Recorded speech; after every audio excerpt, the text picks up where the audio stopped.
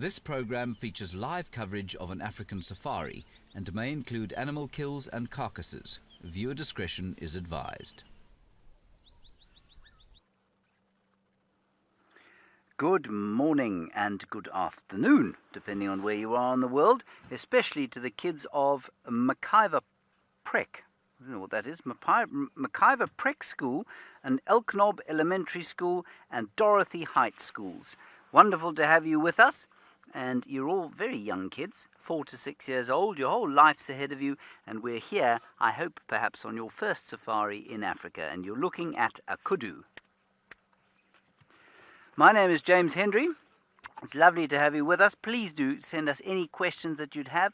It's great to have any questions you have, and your teachers will send them through to us. Anything at all that you'd like to ask, you can. We've got Owen on camera today, and we'll go back towards that kudu, have one last look, and then we're going to start moving towards some lions, which is very exciting. I know some of you are reading a book about lions, which is very cool. Isn't that a beautiful kudu? It looks like a deer, doesn't it?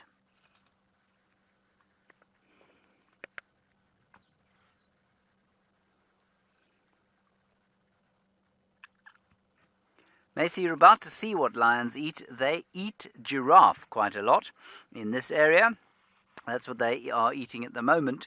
And they also eat kudu sometimes. They eat impala, which are smaller than kudu. They eat buffaloes. They basically eat anything made of meat. So they're like a big steak. They don't eat any vegetables. Well, sometimes they eat a little bit of grass, but really not very often at all. It's a very pleasant temperature out here today. It's about, I'd say, about 30 degrees Celsius or so, which is not far off 85 degrees Fahrenheit, somewhere around there. There's a nice gentle breeze blowing.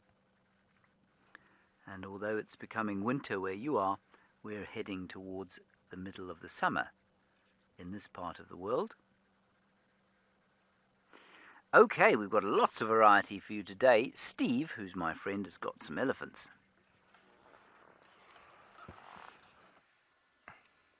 I do indeed have elephants. Good afternoon, boys and girls. Welcome to the largest game reserve safari park in southern Africa. We are coming to you from the Kruger National Park, and we've got the largest mammals on land anywhere in the world. My name is Steve, and I'm joined by Jandre on camera. How exciting it is to have you with us out in the game reserve, and I hope you're as excited as we are to go on safari. And what we can see is a herd of elephants that have pushed over a very big tree. You can see in the middle that tree's been broken. Now you have to be very, very strong to break wood like that. Just ask your dad if he's ever chopped a tree down or cut firewood. It's not very easy to do. Elephants, they just push it with their face. And now what they're doing, it's like a chocolate cake party for them there. They're busy eating the sticks and the bark and getting all of the goodness out of that tree that they possibly can. When a tree like that breaks, it sounds like a massive big crack, and the elephants that are around come running from a distance so that they can access all of these sticks and branches. You see that female there, she's got the stick in her mouth. She's going to turn it and twist it like a piece of chewing gum, taking off the outside bit of that stick, which is actually called the bark. And the bark is what protects the tree against the sun and against insects and fire, of course. And that is where all the goodness is, all the nutrients, all the good value in the vegetation is found there at the moment. How beautiful. Look at that long nose. Have any of you tried to pick something up with your nose? It's not very easy. Elephants have got a long nose that does everything for them. They eat with it. They suck water up in the trunk. They talk with it and communicate. They also trumpet and make lots of noises. And they also caress each other with little light touches.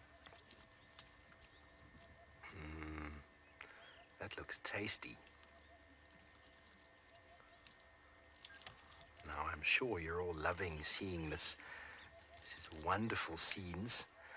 Very relaxed herd. They're not concerned with us at all. All they're concerned with is eating as much of this fallen tree as they possibly can. Now, our plan for the afternoon was to go and follow up on a couple of leopards that we saw this morning, and hopefully we'll get to find you. Kendrick, you wanted to know what is the coolest animal I've ever seen. Well, Kendrick, I think elephants are pretty cool, don't you? But my favorite animal in the whole wide world is a honey badger. But the biggest animal is what you actually asked. Elephants. African elephants are the largest mammals on the planet, on land. Of course, the whales in the ocean are much bigger, but there is some connection between them and the ocean. But a big male elephant can get up to 13,000 pounds.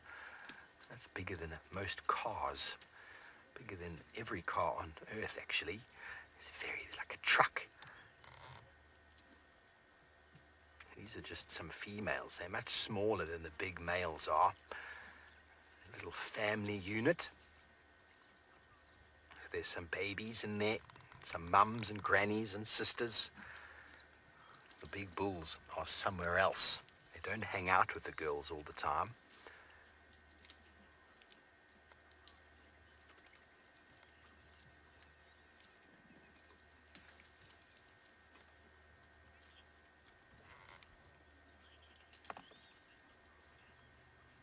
Hello, Hudson. You want to know why elephants spit water. Now, I think what you're saying is that sometimes they suck it up in their trunk and then they blow it out again. Now, there's a couple of reasons. One would be that they're picking the water up in their nose to splash on the body, which helps to cool them down. And the other reason is sometimes they suck it up and they realize the water tastes or smells rather funny, so they spit it out. Because on top, when water sits for a little while, it often gets this little sort of layer of stuff on top, and that's a lot of bacteria and algae, and the elephants will often spit that out and try and get the fresh water from underneath. Just like if you go to a little pond and there's all that green stuff on the top, if you want to get to the water, you have to push all of that aside and you can get the water. So that is, I think, the reasons they do it. There's a mama there feeding, and just behind her, you'll see just underneath her belly is a little youngster, just down and to the right. Here we go. Look at that. He's using mum as a form of shade. Now, I think if I ever had to say that to my mum, she would probably slap me.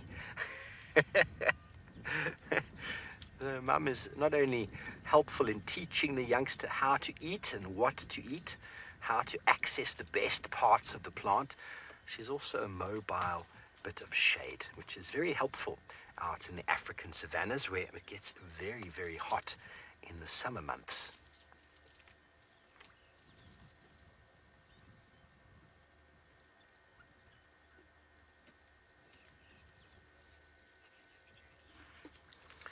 Okay, well, very good news this afternoon, boys and girls, as James has managed to find our very special pride of lions.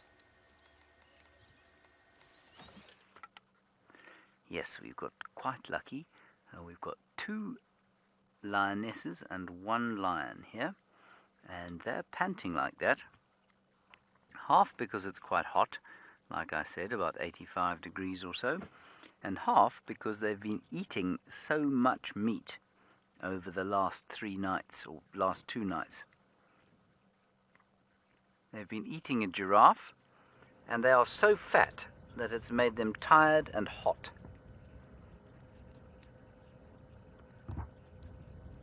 Aren't they amazing animals? And we're quite lucky that they're up and about, because normally at this time of the day, they are fast asleep, not doing anything at all.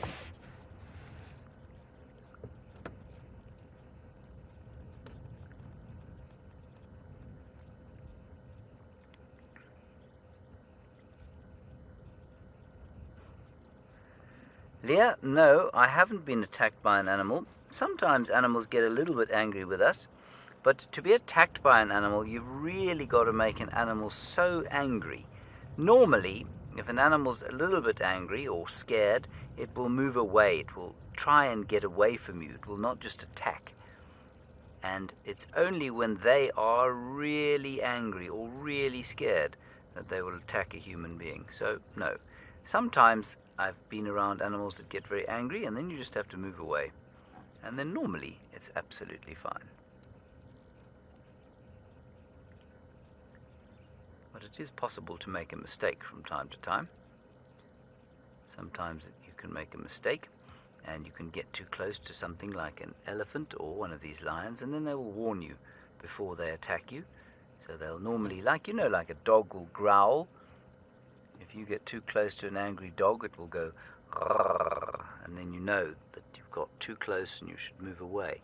Well, lions do the same sort of thing. It's just much louder than when a dog does it, of course.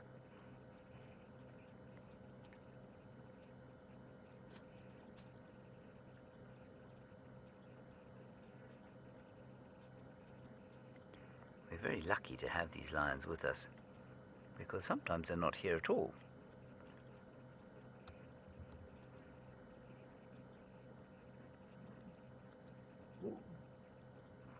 Well, Ellie, lions run so fast compared with human beings because they've got long legs and very powerful muscles. And they're quite big as well. So they're designed to run fast. And you'll find that most mammals that have got 4 legs can run faster than human beings. Remember, we have only got 2 legs, so we're not very fast.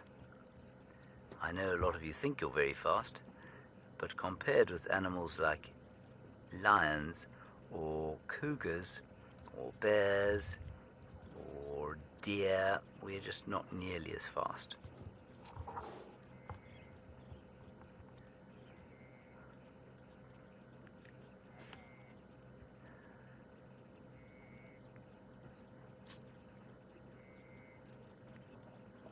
Look how tired they are.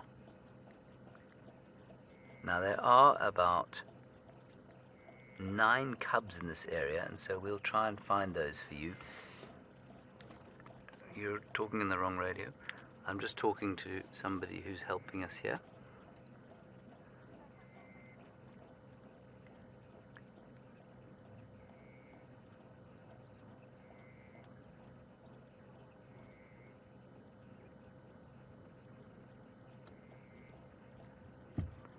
Can't even open their eyes because they can't really even sleep because they're so full of meat, but at the same time they're so tired that they can't keep their eyes open. So it's quite a funny situation, this.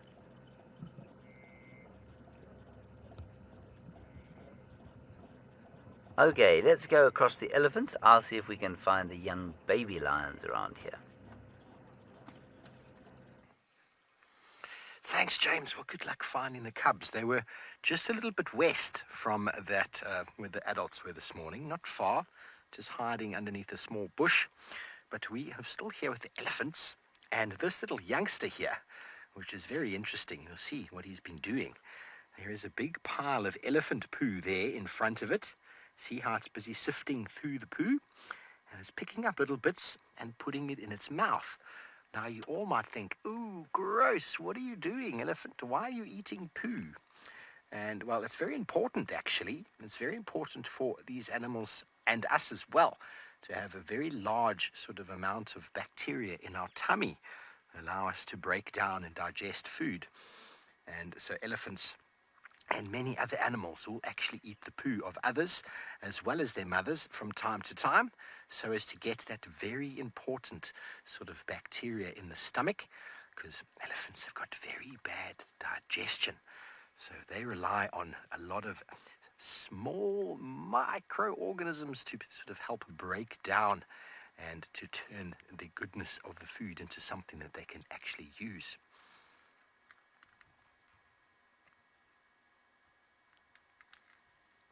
Very relaxing afternoon with elephants.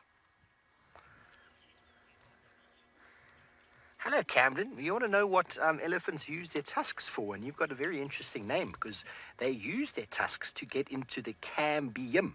So it's almost like your name, Camden. Cambium is actually, if Jeandre can show us the major stick there that's been broken, we'll be able to see. If we go into that, can you see that was the wood? Now the wood through the middle is quite brown, then it's a bit yellow, and then do you see that bit on the side? That's red, and then the bark is on the outside. So that red bit inside is what we call the cambium, or it's basically the blood vessels of the plant. And that little bit there is what the elephants stick their tusks into to rip that bark off so that they can eat it. Because remember we said before, they're busy eating all these sticks to get all of the bark off of the tree. Obviously, on the smaller sticks, they don't use their tusks, they just chew it and then take the cambium off that way, all the bark. But for the tree, they have to physically gouge it with their tusks, because not always are elephants strong enough to push over trees. Sometimes the trees are too strong even for them. And of course, the tusks are also very important when it comes to fighting and defense for the adults with their youngsters. So big elephant bulls will push each other with their might and also can injure each other quite badly with their tusks, which is also known as ivory. And ivory has been around the world for a very, very long time. It's very expensive. Very expensive. It's been used all across the world for a very long time. Just like gold. It's almost like gold, really. Except you can't eat it, just like gold. It's just an extension of their teeth. Hello, Grayton. You want to know why elephants' ears are so big? Well, first of all, it helps them to hear. They can hear very well with their big ears. Let me move for you there, Jeandre, so we can at least get... Do you want me to go back or forward? Go back. So when you see the elephants now, they're busy sort of waving and wagging and flapping their ears. It's because they are cooling down. Now, what the ears do, the ears are essentially an air conditioning system for the elephants. Behind the ear is a very thin membrane of skin, and they're able to push a lot of blood into the ears every single minute. And by flapping their ears, it is the exact same way of cooling down like an air conditioner would do for us, except it is internal. And it's an adaptation that they have developed to live out here in these very warm African conditions. There, can you see how that stick is all white now? That is the wood underneath the bark. There, you saw how she stripped off the bark? There we go. That's what she wants. She doesn't actually want the wood. She wants that bark that's inside. It's got all the nutrients, all the goodness. It's like candy to an elephant. Isn't she beautiful? Very beautiful.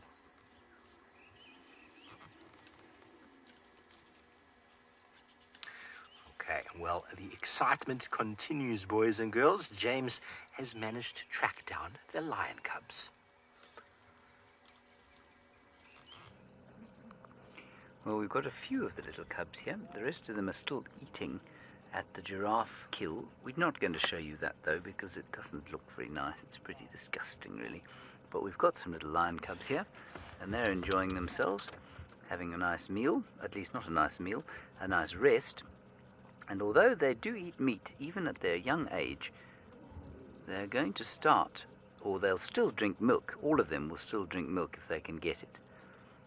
But now they've had a good meal over the last little while. Look how fat that one's belly is. They'll be very tired. And at the same time, they'll also feel quite playful. So they're not lazy like the adults. You'll see them move around a lot more. Hey, that's a very interesting question you ask there. How many types of lions are there? There actually is only one type of true lion, and that is the African lion. This is the lion. And then you've got in the States there the mountain lion, which is not actually very closely related to the African lion. But it's not like we have lots of different kinds of lions in this part of the world. It's only the African lion, and it's the same lion that we get in the rest of Africa, and there's a small part of India where you can get these lions as well. but they're all the same kind of lion.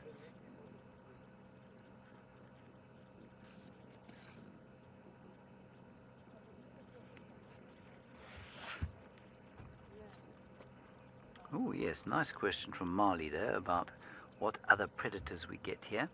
Well, the big ones are hyenas. I'm sure you've heard of hyenas. I'm no doubt most of you have seen The Lion King, so you'll know what a hyena is. And we also get leopards, which are like miniature lions but spotted. They're very beautiful, and I'm sure Steve will show you some of those by the end of the afternoon. Let's hope he does. I know that he was heading towards some. Oh, this little one's thinking about getting up and moving back towards the others that we saw earlier on. I'm sorry that tree's in the way. I can't actually move though.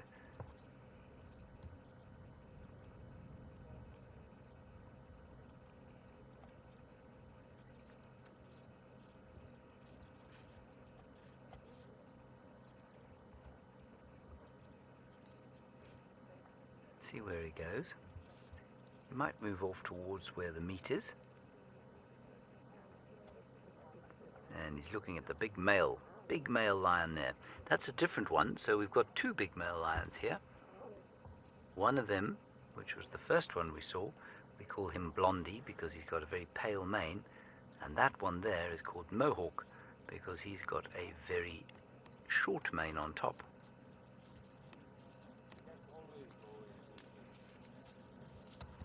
Now the rest of them, he's probably going to go back towards the carcass and have something to eat. We're not going to show you that, because as I said, it doesn't look very nice. So we'll go back to these little chaps having a sleep over here.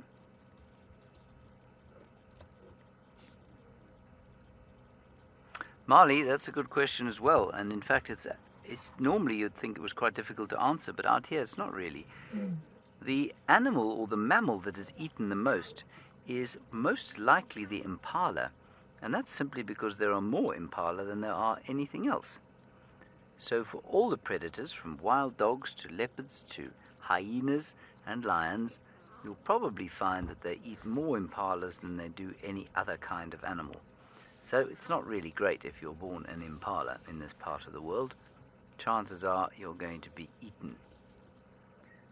The little one's waking up under the tree there, Owen. Might be a little bit easier to get without the carcass in the picture.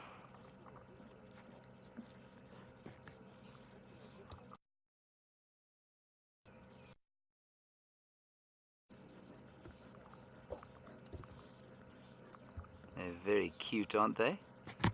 Such tiny, cute little things. For me, they are the cute.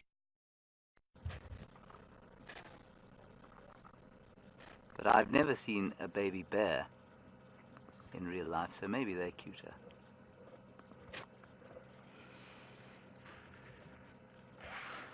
All right, now I said Steve might find you a leopard. Now he's gone and done just that.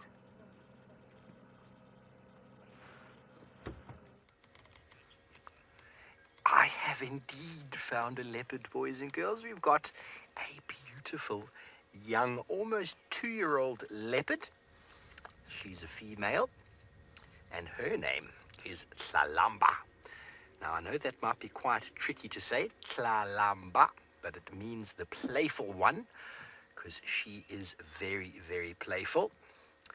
Although it is quite hot at the moment, she's doing what lions and leopards do best in the heat, lying very flat. They don't have the same air conditioning ears that the elephants have, so for them to cool down, they lie down on their back. They normally open their belly and they allow their feet to breathe, because that's where they cool down the most, is from the feet, maybe the nostrils as well as the belly, especially if they've got meat inside. And now you're asking James which animals get eaten the most, and well, it definitely seems to be impalas. This young lady actually caught an impala a few days ago, and her dad, who's somewhere around here, was very cheeky, and he came and stole it from her. So we've got her, but we haven't yet seen him. So we might be able to find him in the next little while, because he is the Duke of Juba, and this is the princess, his daughter. Isn't she beautiful?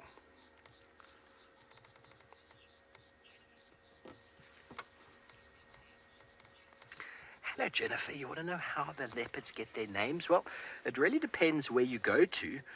Here, for example, the guides that work with us in the lodges, they will come up with a name that sort of reflects how that animal behaves and what they do. And then they'll put together a few suggestions in the local language, which is Tsonga or Shangaan, and then that name will be delivered. So we don't have any leopards named Harry or Sally or anything like that. It's all very nice Shangaan names, which roll off the tongue quite nicely, but they do take quite a bit of practice, especially the word Tlalamba. Being born in Africa, I'm able to use my tongue like that, but many people that I've met or have been watching the show over the years sometimes struggle with that tla. It's quite a common sort of pronunciation in many of our local languages. But if you're unsure of the name, you can just refer to her as the princess, because she is a dainty little princess, and she'll be turning 2 next month in November. We're very excited for that. I have been here for almost her entire life. Just a couple months. I started a couple months just after she was born, and I've managed to see her go from a little ball of fur into this beautiful little creature who's still got a bit of growing to do, but she has definitely stolen many of our hearts.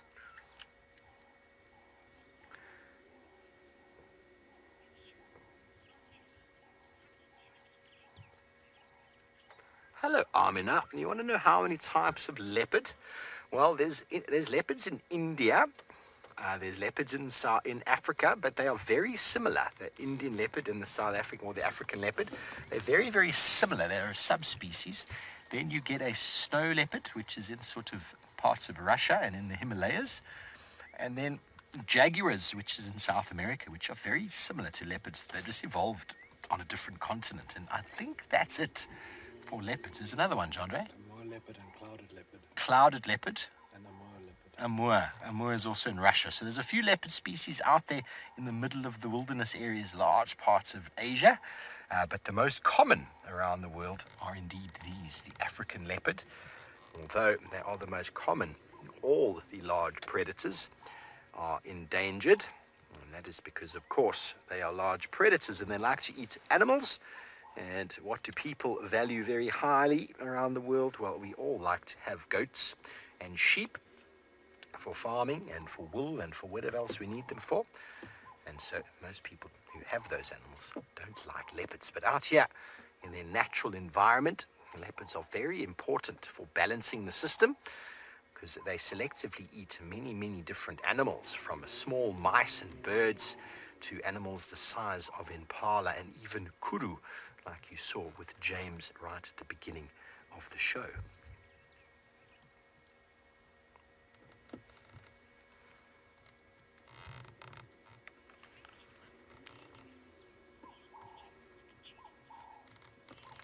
Hello, D. King. You want to know how leopards and cheetahs are different? Well, Jandre, stay on her. She's too cute. I'll show them a picture in my book now. She's just being too adorable right now. I'll show you the difference between a leopard and a cheetah. And it's easily confused, to be honest with you.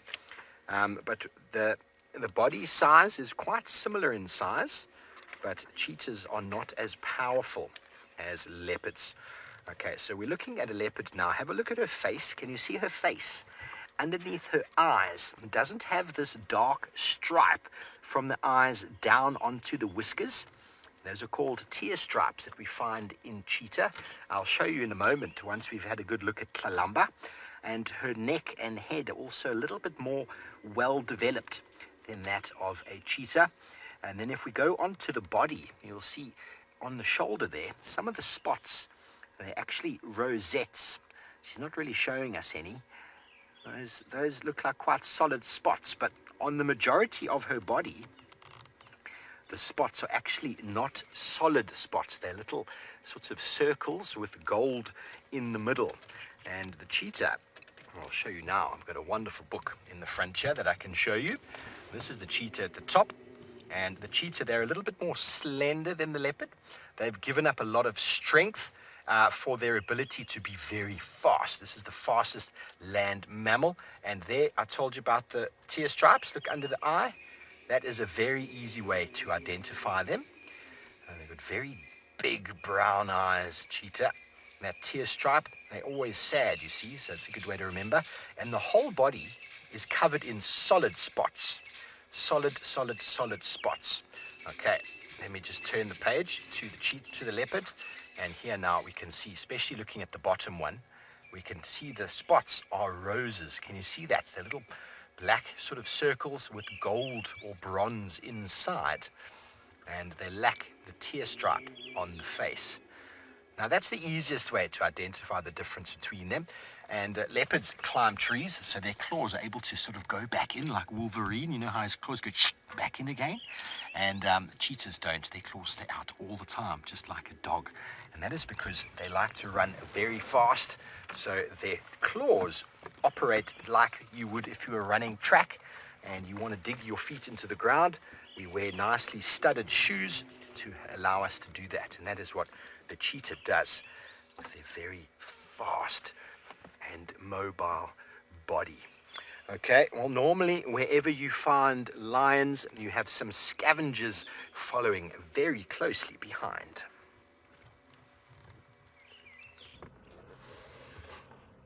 Yes, indeed, and that is what we have there. That is a vulture. It's not the best picture of a vulture I've ever managed to get, but in order for us to see the cubs as well, we're going to just have a look at the vulture through the leaves there.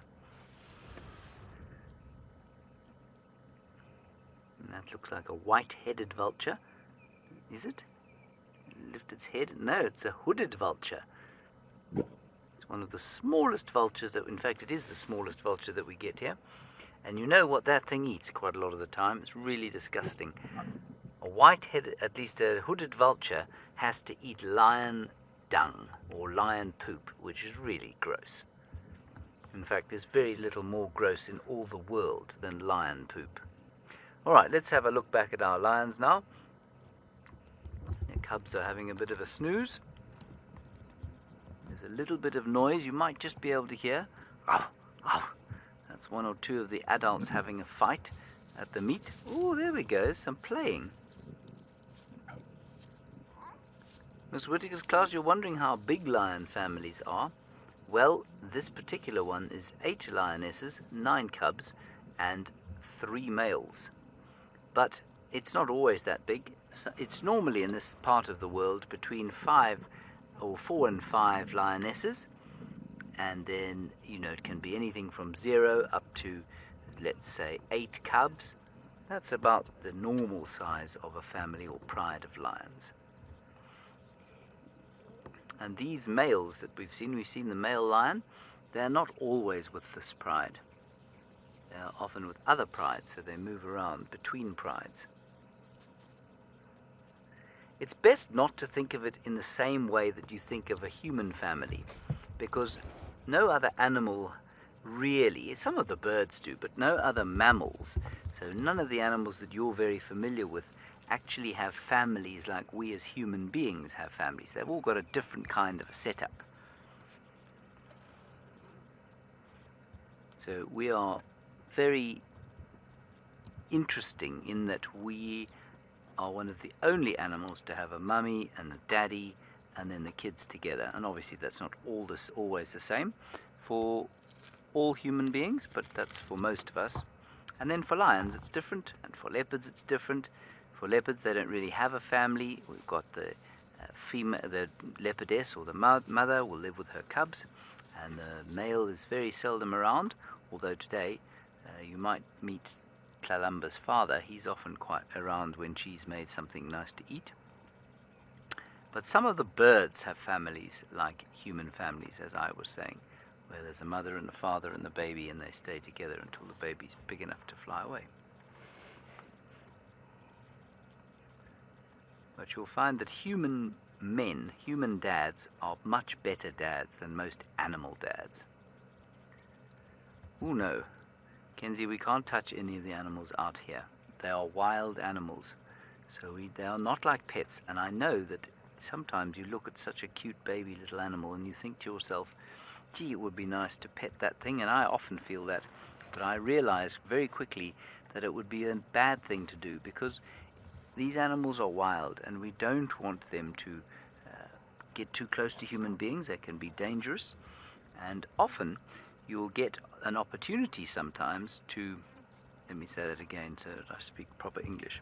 There are places where you can go and touch lion cubs, but you must never do that, because those places often then sell the lions when they're adults to be hunted or shot, because while it's easy to look after a lion the size of the one you're looking at now, it's impossible to keep an adult lion as a pet.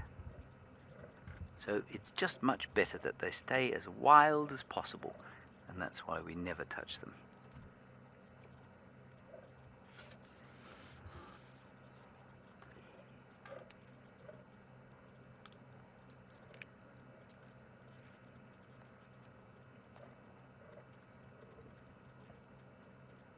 We'll just keep looking at these ones for a little while, and then we might go back around to where the others were.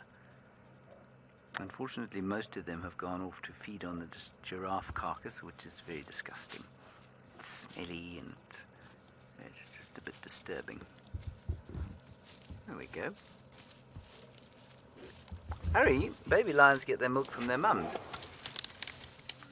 Same way as human beings do, same way as dogs and cats and horses and zebras and deer and bears. It's all the same. So they're able to feed their babies, and they've got teats, what we call teats, around about the belly button area. So around there they've got 4, the lions do, and so a lioness can feed up to 4 cubs at one time, and that's how they feed their baby's milk. And you'll find that they'll do that sometime during the course of this afternoon. You'll find these little ones nursing from their mothers. But for the moment they're so full of meat that they don't really need to drink any milk.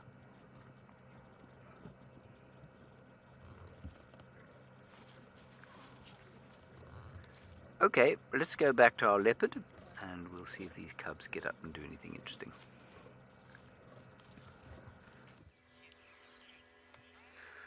Well, I hope they do, James. They were quite active this morning, but it is still a little bit hot.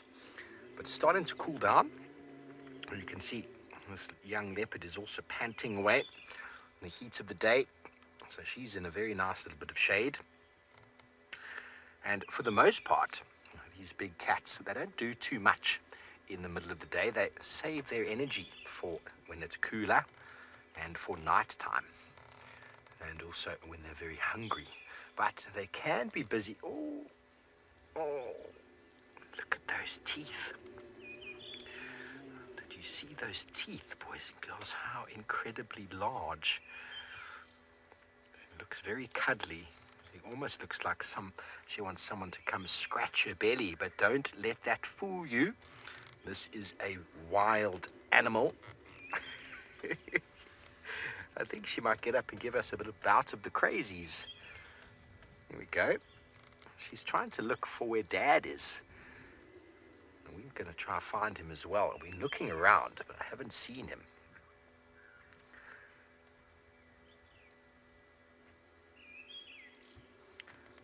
You can see on the body now, you see all those rosettes on the side? Very pretty animals. Hello, Miss Whittaker. You want to know how long leopards live for? Well, in natural conditions, out in the wild here, leopards can, on average, live to between 13 and maybe 15 years. There are records of slightly older, but it's not common that happens. They live a very harsh life out here with lots of competition from other leopards, lion and hyena. But in a zoo or in captivity, they can probably live closer to 20 due to the lack, or even past that, due to the lack of those competitive forces that you will find out here. So this is a 2-year-old almost. Her dad is 13, and we thought past his prime last year, but he's come back with a vengeance and is showing everybody in and around that he is still the boss around here. So he's doing very well. He's 13th year, turning 14 next year.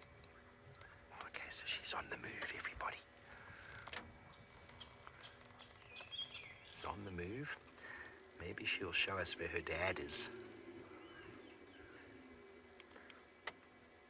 She caught an impala, a big male impala, and then Dad came along and stole it. He's taken it up the tree she's walking towards. But sometimes it can be a little bit gruesome looking at those dead animals, so we won't show them to you. But she is going to walk very quietly there, and she will be able to tell us where Dad is. I'm sure he's probably just under the tree in the shade. When they've got some food, leopards don't go too far away from it. I can see her in the beautiful golden light. Very good at climbing trees. Expert tree climbers. Hello, Ollie. You want to know why leopards need spots? Well, Ollie, if Gendre just pulls out a little bit now, you'll see how she disappears. Can you see how invisible she is there? And that is in the open. So leopards and many other animals that have got spots, the spots are used for camouflage. Let's move up there, Gendre. We might get her going up the tree. Sorry, I thought she'd come out. I apologize. She might go up the tree. No, she's seen Dad. There's Dad over there. And you got him, Gendre. There's Papa Bear. As I suggested, he's probably quite close by. He's so much bigger. Now, the spots are for camouflage. Now, first of all, some animals want camouflage to be able to hide away from predators. And some animals want camouflage so that they can sneak very close to some animals that they want to maybe catch. And that is what the leopard's spots are all about. It's about camouflage for hiding away from lions and also hiding away from the animals they're trying to sneak up to as close as possible. Because cheetah also use their spots to get quite close. But once they detect an animal or they choose an animal, they can launch themselves at an incredible speed to catch them. Leopards don't have the same distance speed as cheetahs do, but they are able to run very quickly over about a 20 to 30 yard sort of distance. Now she's going to go and sulk in the grass over there. Poor girl. Has Dad stolen all of your dinner? That's very cheeky, isn't it?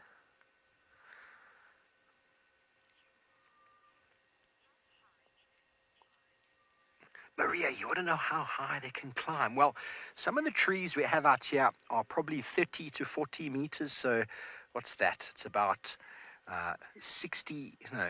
90 feet. 90 feet, some of the trees. And leopards can go right to the top of those if they want to. But we don't really have trees that are bigger than that. But if we did, I'm sure they would be able to climb it. They are very good in the air. And that long tail helps them with the balance, just like monkeys.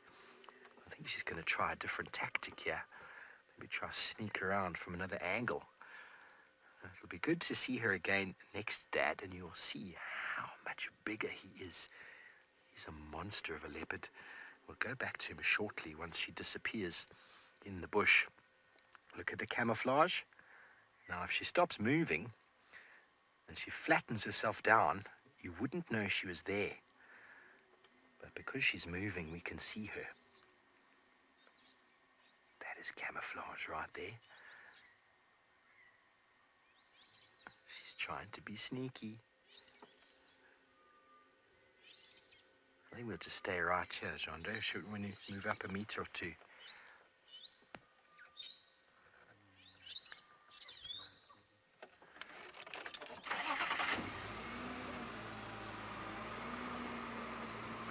I think she's going to be quite sneaky. Sorry, I didn't introduce her father to you. I'll do so shortly.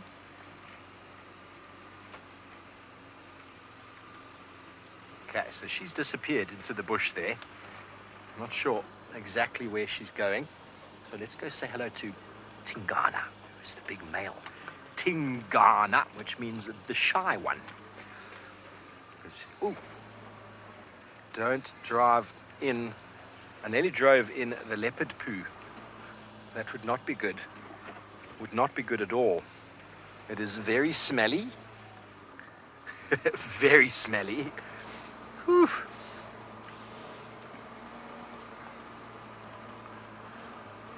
It's just put you in the right spot here to see this magnificent, beautiful animal. Is that all right, Andre? Happy? There we go. Have a look how big he is. Look at the neck, the shoulders, the throat. He is a beast. And also he comes with those massive canines there.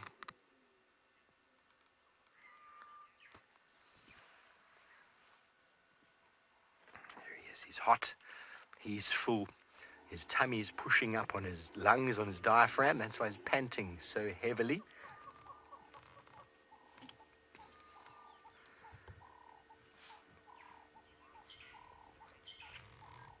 Well, boys and girls, I hope you've enjoyed your afternoon or / morning with us.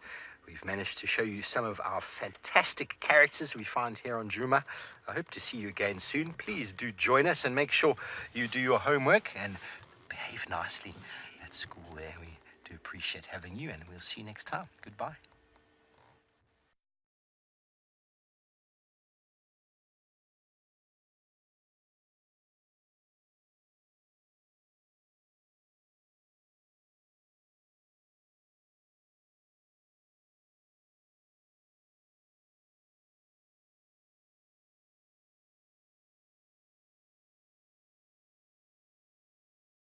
Here with the touring.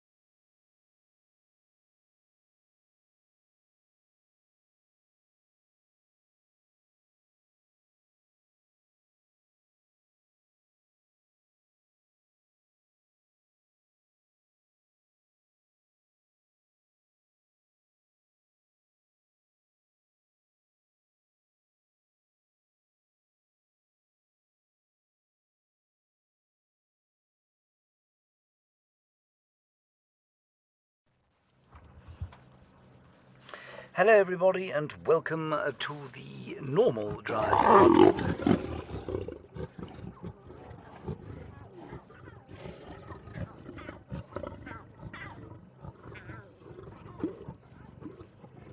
Yo.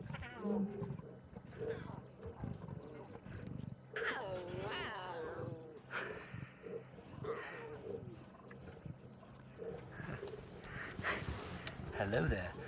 What a way to start our normal drive. This is what we were kind of missing out with the kids' drive, but you can see why we were missing it out, because it's just very gory. And for little 4 to 6 year olds, I think it's a bit too much. My name is James Henry. On camera, we've got Owen. Please talk to us using the hashtag Safarilive on Twitter. Otherwise, the chat stream on YouTube will do just as well. Any questions, any comments? We'd love to hear from you.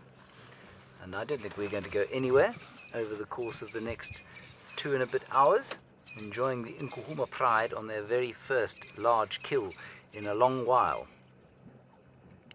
And by large kill, I mean over the size of a ton. This is going to go a long way to helping this pride, I think.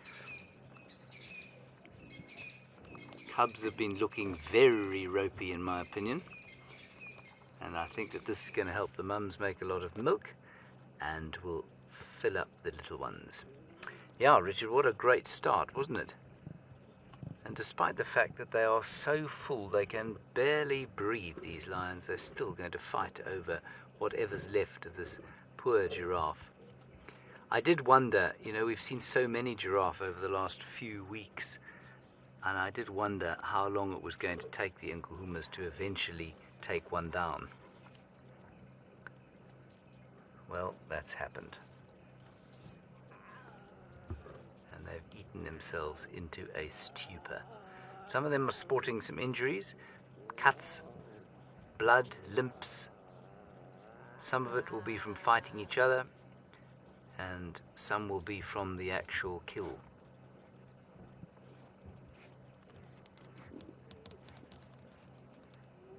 But this is a sort of pride in bliss, if you like, because they've just got so much to eat. Aaron, if they didn't kill the giraffe by themselves, I'm really not sure who would have. So yes, I'm 99.9999% sure that the Nkuhumas killed this giraffe. And I'm not being facetious there. I'm just saying there's no other predator that could take down a giraffe here, unless there was a massive clan of hyenas. And as we know, the Juma clan of hyenas is not a big clan, and they would never be able to take down an adult giraffe in good health. So yes, the Nkuhumas took this down. I don't think it died of natural causes. I'm pretty sure they hunted it. All of the giraffe have been looking pretty good. This looks like a standard issue hunt to me. I mean, it's possible they found it here dead, but I think it's very unlikely.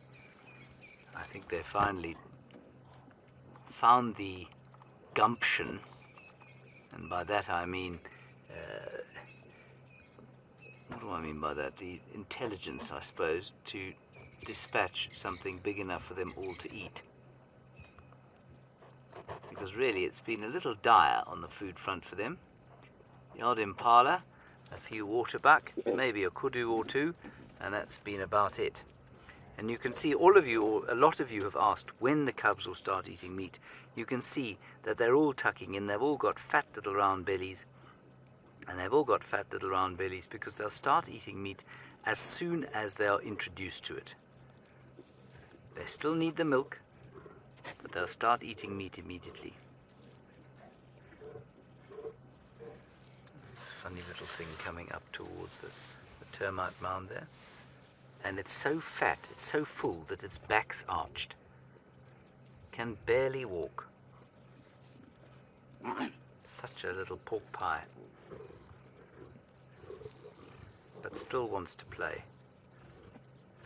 And I think the cubs that are going to benefit the most from this are ridge noses, one of which is just in front of the little one you're looking at, because they're the ones that have been looking most ropey of late.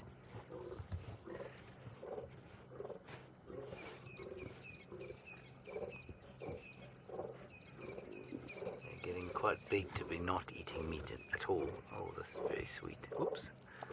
Up you go. Classic king of the castle shop there.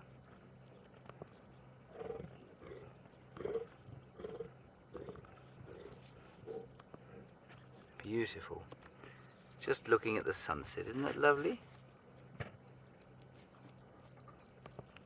And no doubt you can also hear the sound of the growling, despite the fact that nobody needs to be growling, given how much food there is left and how much they've all eaten.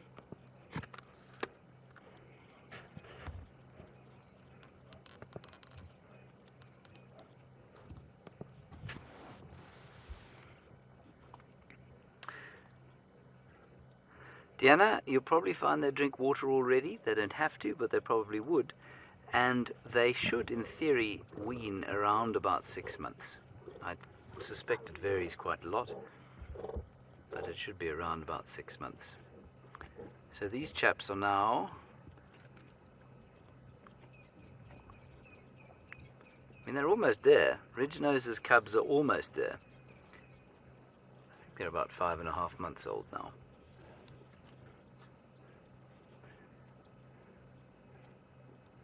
These fat lumps have both come over here.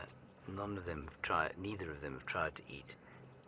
They're just sort of making sure that there's a little bit left, but they can't bring themselves to actually put another morsel in their mouths.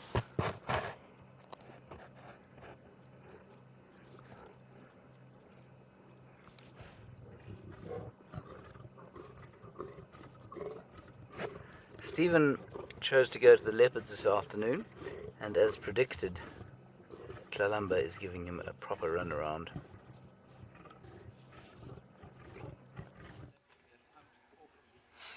Yeah, well, not so much of a run around. This is probably the most well-behaved I've ever seen her. Every other time she's been on a kill of note, I've never been the one to go there. So it's always me trying to follow this little hooligan to wherever she's going. But she's just looped around the back, and she's underneath this really beautiful torchwood tree. She can see her dad. How's that for a torchwood tree? Look at that guy. Wowza. So she's underneath this one. And Tingana's 30 yards in front of us, underneath the tree where the impala is.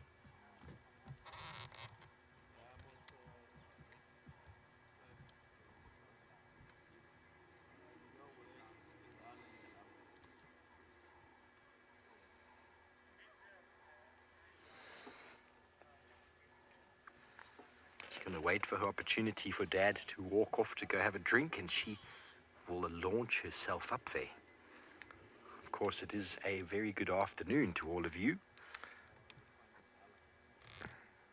We were with the kids' drive before, and you're now back with us live on the normal evening safari with myself, Steve, and Jean-Ray on camera.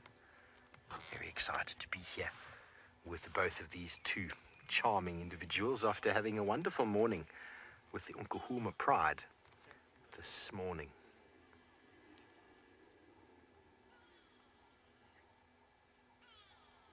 She wants to go down, but she knows she's got to bide my time.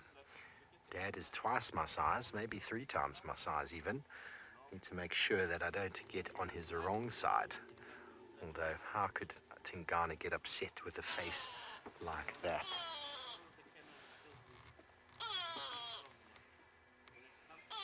Has not been the first time, will not be the last time that she has her food stolen.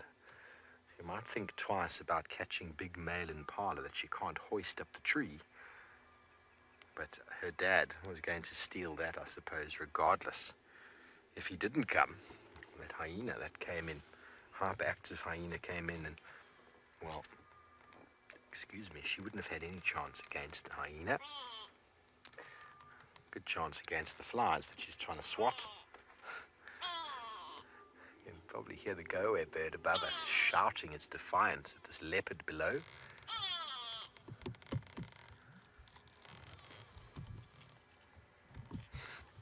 Can you see him, Jean-Ray? It's just on that fork to the side. I can't show you. There we go, you got him. There's the grey go-away bird. Quack! Quack!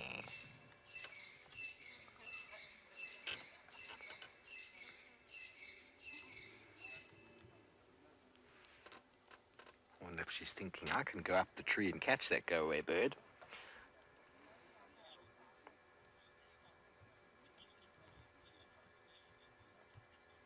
Bonnets, I reckon jaguars would do quite well here. Obviously, there's a little bit of a disadvantage to them with their evolution. They have survived in quite forested areas in the sort of South American parts of the world, so I don't know if they've evolved with any other large predators, and I don't know if they hoist any of their kills. Whereas not doing that out here, well, you're going to lose your food every single time. I don't think there's hyenas or other large cats to challenge jaguars down there. But I reckon they'd get by and learn. They'd learn after a period of time what works, what doesn't work.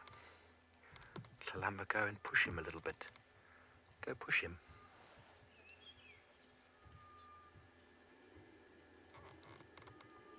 She wants to go. Can't see me. He doesn't know where she's gone. I'm behind the log, Dad. And what thoughts are going through her mind when she sees him down there? I think she's thinking polite words when she's thinking of the guy who stole her food, father or not.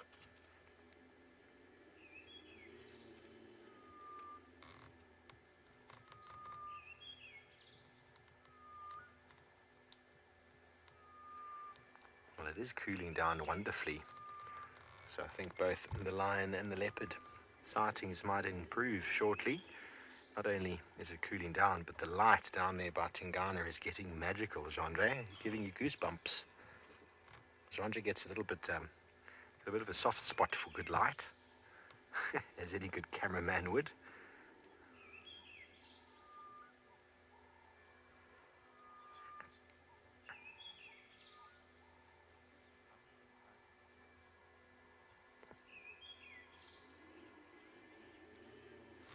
Okay, well, while we wait for one of these leopards to go up and get some of their food for themselves, it seems like the lions are back on the kill. Well, some of them are certainly eating. Others of them are fast asleep. In fact, the funniest sleep going on here. Let's just wait for this interaction to play out. Might be a bit of aggression.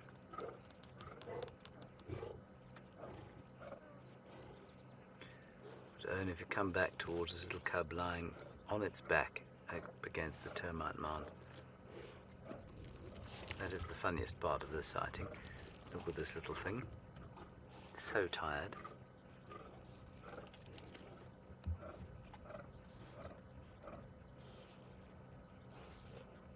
It's so sweet. There are 4 of them now on top of the termite mound. The spatchcock cub. So happy, so satisfied.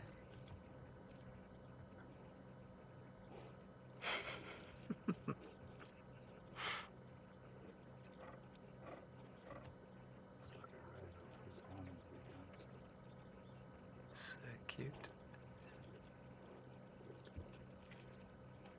Now, I think it's Blondie has found it within himself to get his face in amongst the disgusting smelling viscera of the giraffe. He's now having another really hard tug at the meat.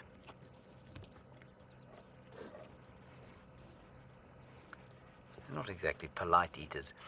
I can't remember the last time I was in a situation like this. I've obviously been in lots of them before, where there have been lions and a big kill that they sit around for a day or two, and you come back to them and see it sort of disintegrating, disappearing down their gullets, and quite a lot of it coming out of them at various places around the kill. But I can't remember the last time we watched a sighting like this, simply because there hasn't been a big prey animal around.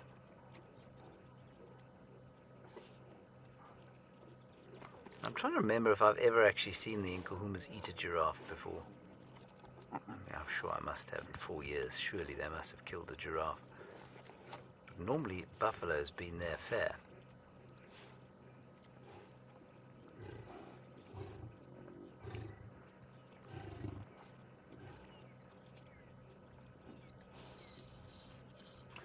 Kestrel, no, I wouldn't say so. I wouldn't say that this will give them advantage for future giraffe hunting. It's highly unlikely, Kestrel, that they were even here during the hunt.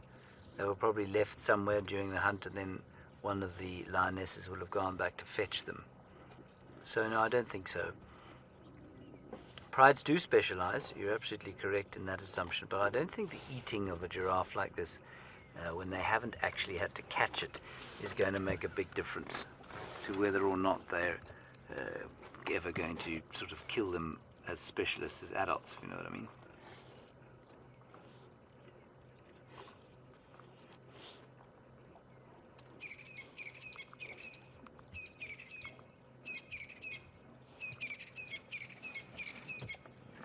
This is a satisfied group of kitties.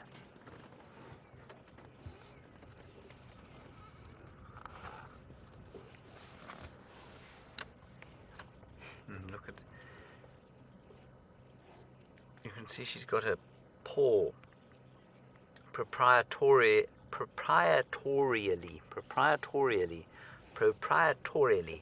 over that giraffe leg. But she looks like she couldn't bear the thought of another vague morsel.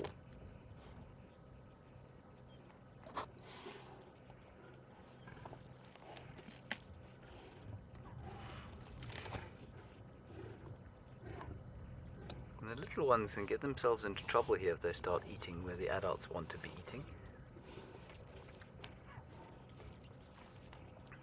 I know Steve counted all 9 cubs here this morning. I haven't counted them. 2, 3, 4, 5, 6, 7.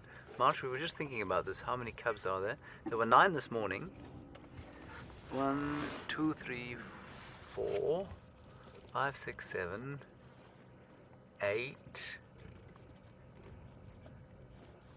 At least 8 here. I'm pretty sure I've just missed one.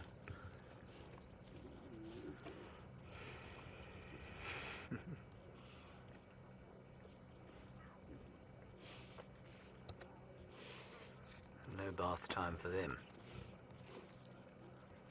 2, 3. Oh, yeah, 8. I can see 8 for sure.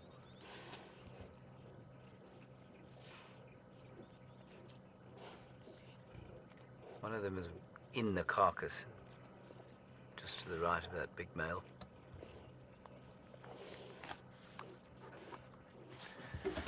Leon, no, I haven't seen the sub-adult lioness who was injured, and she was missing this morning. I haven't seen her at all, actually.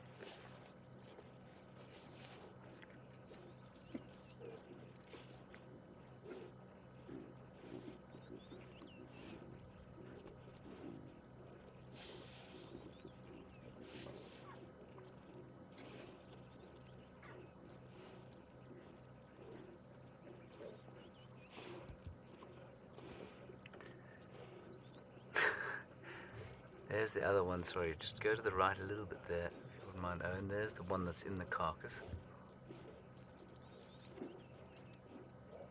I can't tell if they're 4 on the termite mound or just 3. I mean, that is just priceless stuff. Absolutely priceless. Emergency illegal photography going to take place now.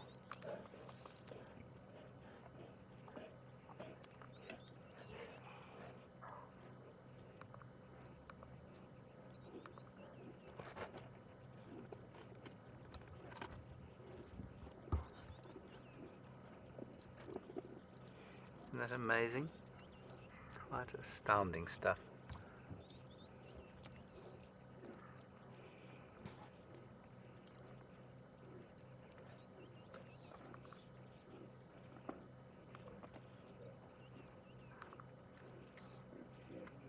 Yeah, there are only 3 of cubs on top of the termite mound, as far as I can tell. 3, 4, 5, 6, 7, 8. I can only see 8. 1, 2, 3, 4, 5, 6, 7, 8. I hope that doesn't mean one has become injured. I doubt it. I'm sure it just means that we can't see it.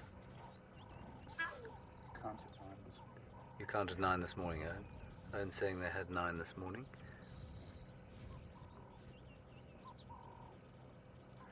Alright, the wolf has caught up with the dad. Let's go back to him. I'll count the cubs.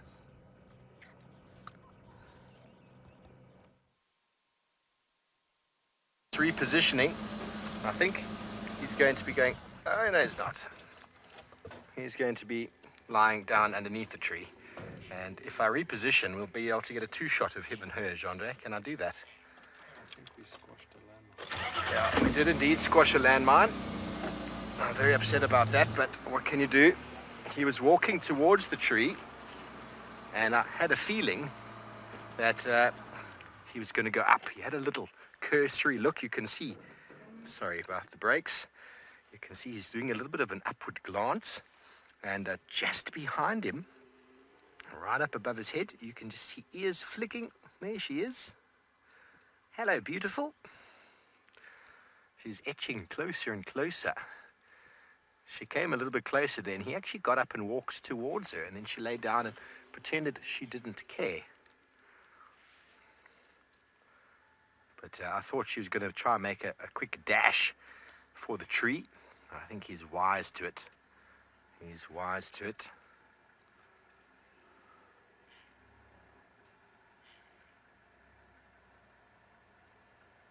Pretending she doesn't care, but she does. She wants to get back to her dinner from a few days ago already.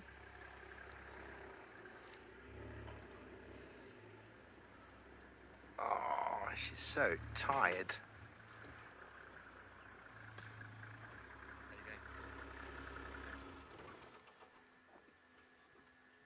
Just going to talk to somebody real quick. So he's here underneath, and just behind on the stump, at the back on the bank, is the young female. You might not could see her because the tree's in the way. But this is Tingana. So I wonder if he'll go up there. So I think he might go up soon. He's having a look at her though. He's trying to see if she's going to come. Maybe he'll go and have a drink and give her that little bit of time. There's still a little bit of meat in the tree, not too much. I thought there was more. More of it's around the neck and head region than actually on the body. Incredible how he's managed to sort of stick it in there and get the horns all wrapped around. It's a very good technique. It takes years for a leopard to figure out how to utilize the horns to keep their impala in the tree. And if you're just joining us, this is an impala ram that was killed. Is it 3 days ago now, Jonda? 2 or 3 days ago. Yeah. Tlalamba killed this big male impala, which is way too big for her to hoist up the tree, and lo and behold, out of nowhere, her dad arrived to come and steal the prize. Since then, he's been eating on it, and she's just been hanging around, looking cute.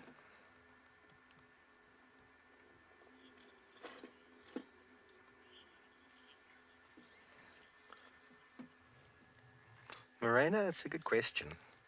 I mean, she has been hunting while she's been here. She's caught a squirrel. She's probably caught a couple other little things, but I think she's waiting for that opportunity for him to go and drink again, and then she'll sneak up there and eat a few mouthfuls. But it's an interesting one. Sit on top of a termite mound, looked high at night, waiting for that warthog to come out. She comes. Can you see your dad? There he is. It's just like a child, everybody. Our eyes give us away, don't they? Our body language. Animals are exactly the same. You can preempt what they're going to do if you read their body language. He's looking the other way, and she's going to see if she can come a bit closer. Obviously, if he reacts, he's now looking back towards her. He's going to sneak down again. He's watching his every move. Isn't that awesome? Well, I'm glad I was able to get through here and still see this action unfolding. Lauren came here on the first day to Tlalamba on her, was it her birthday? It was her birthday. And then Tingana was the day after. And then Tingana joined, so she was very excited. And then James on his birthday got to see them, and then Jamie. And now it's my turn.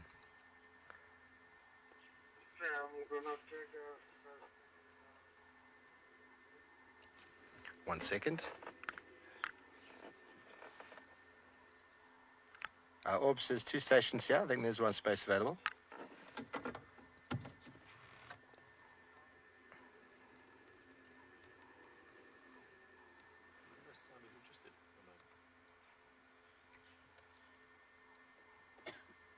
So you had a question from Never Too Late there, Lou.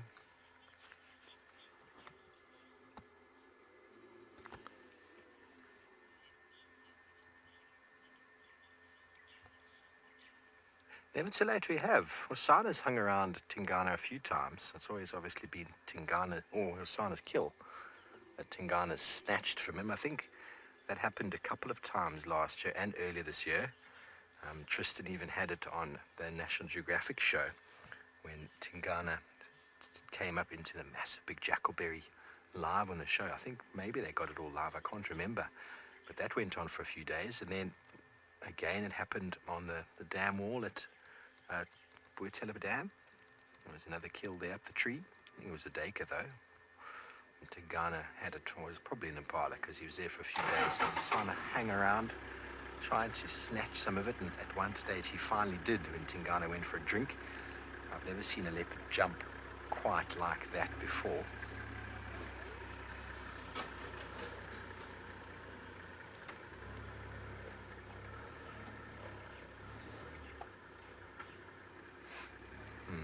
Tingana's truffles are starting to emanate. We also had Shadulu and Kalamba on a kill off of Rebecca's Road. I never got there. Tristan and Trish had wonderful moments with them. Okay, well, while we hang out here and wait for something to happen, let's send you back over to James and the Unguma Pride. There's still some irritation and anger here. And they've started growling, and so the cubs are starting to get quite vocal too, which is quite fun. And one of the lionesses went off to have a drink, and she's just come back. And so they were all very excited. In fact, they all sort of stood up as one, did all the cubs.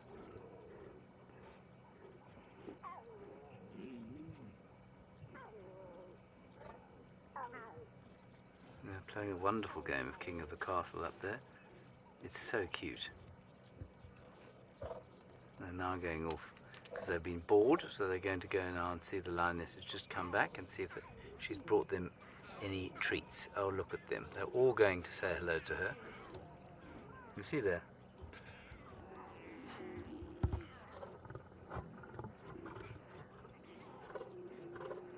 Oh, that's beautiful.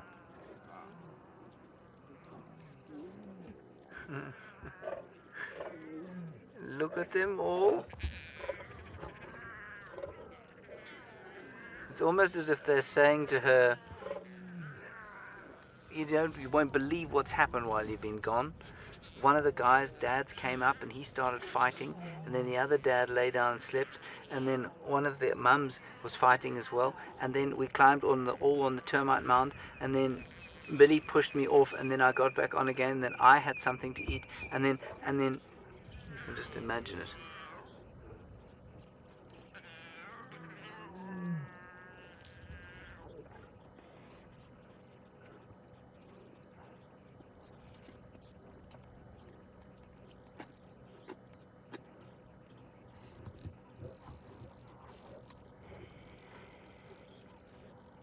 Only disadvantage at the sighting of today is that this light is going to get very flat because the sun has gone behind a large cloud.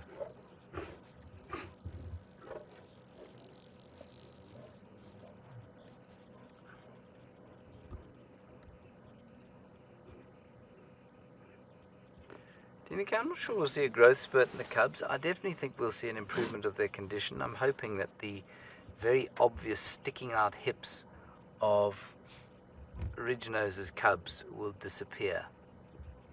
I'm hoping we won't see that anymore.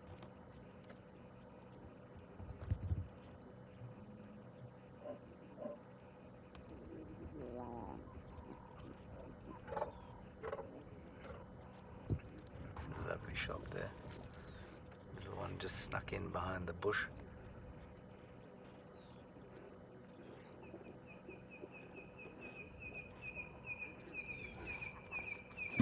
Blood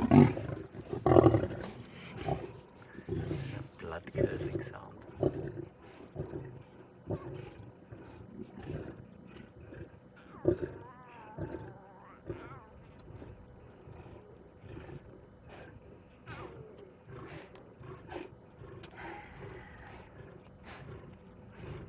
Now, for those of you who haven't watched this kind of thing before, you can understand why it's so important that the cubs learn this while they are still on the teat, why they fight over the teats the way that they do.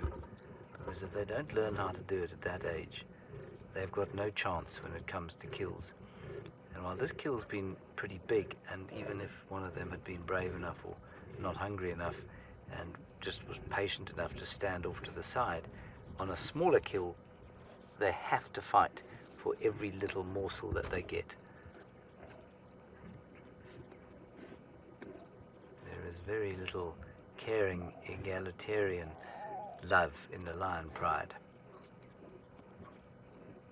You don't keep up, we leave you behind. You don't get in there and fight for your food, we ain't going to save you any.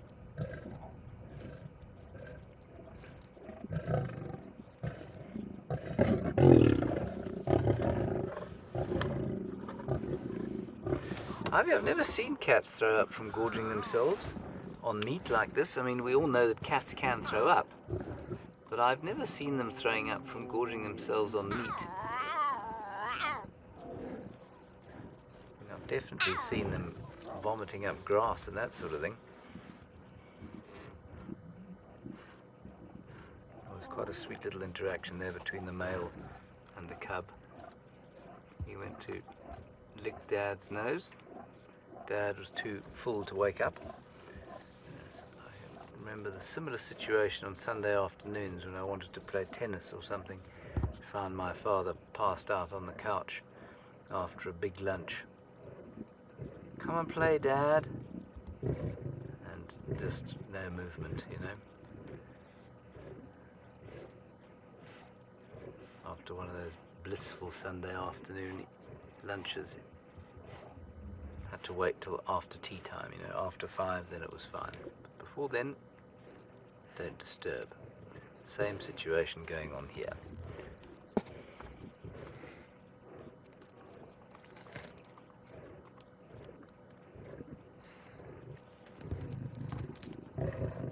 Right, Tingana is actually moving, so we're going to go straight across to him.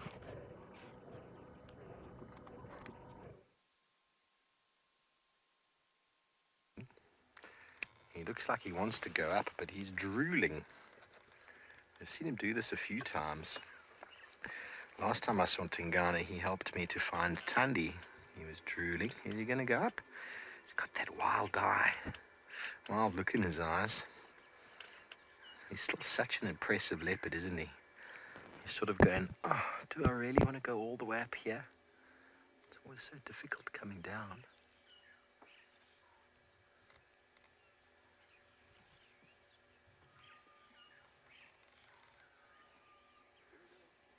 He's a little bit grumpy for some reason.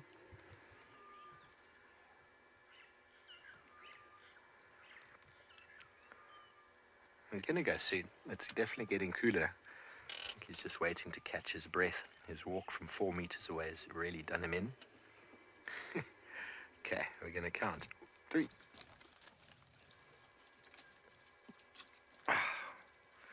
That was hard, eh? That was hard. There's a lot of effort for a big cat. Smaller cats really do it very easily. He does it quite easily, but you can see that last little bit just requires a little bit more energy, especially when he's got half of the impala in his belly. His daughter looks on longingly. Is this a good spot, John? Can I go back again for us there? Biggest issue with the sighting like this over a few days is the amount of poo that gets littered around. How's that?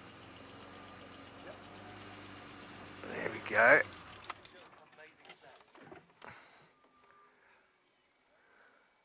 How cool is that? Now, you're going to have to move it a little bit to to access some of the meaty parts around the neck. And that is often when they drop it. So it'd be very interesting to see what happens if he does drop it. We know often hyenas are hanging around at the bottom of these sort of trees, waiting. And when they do, they can snatch up that kill and run away with it. But would Tlalamba be brave enough to run in and capitalize? It's also quite incredible to see how quickly he can come down the tree after it falls.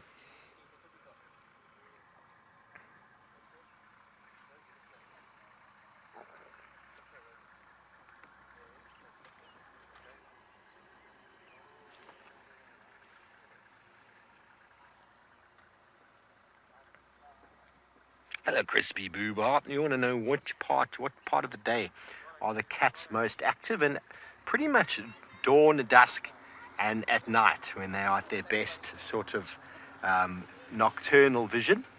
And when it's cooler, they don't like to expend too much energy. And so this is the time of day you'll start seeing them starting to get active. But then they can also be active in the middle of the day if it is an overcast, cool day, or if they're very hungry.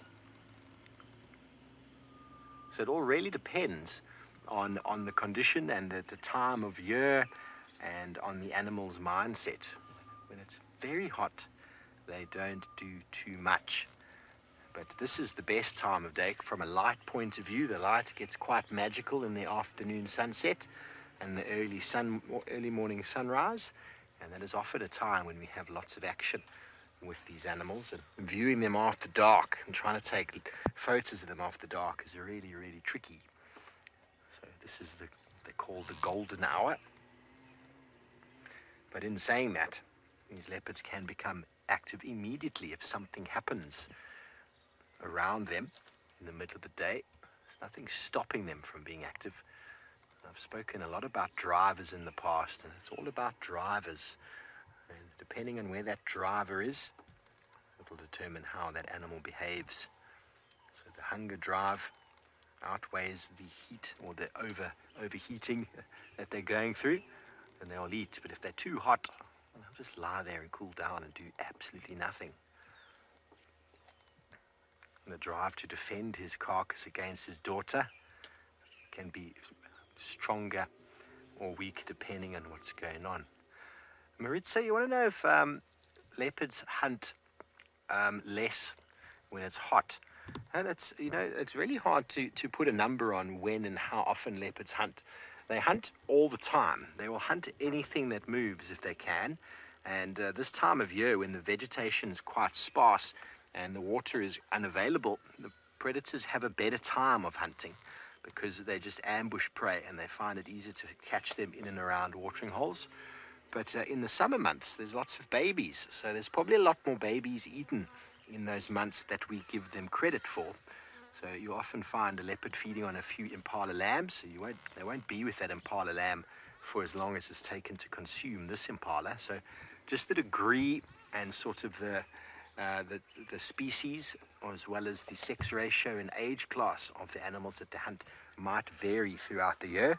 But they take off a pretty average amount of animals per month throughout the year. There's no real peak or trough. But obviously in the winter months, predators do much better because animals are a little bit weaker. Water is where the animals are, so they're easier to find. But it doesn't mean that they hunt less. They might be more successful this time of year, but also when there's lots of babies around, they are also relatively successful. And they'll just be active more later in the evening rather than as early as he is active now. There's quite a bit of cloud buildup coming from the west, so it's possible that due to the temperature change, he's gotten active a bit earlier. If it was as warm as it was a couple days ago, he would probably still be flat like a pancake in the grass. It's interesting when I say the word pancake right now, it doesn't make me hungry at all because all I can smell is his truffles.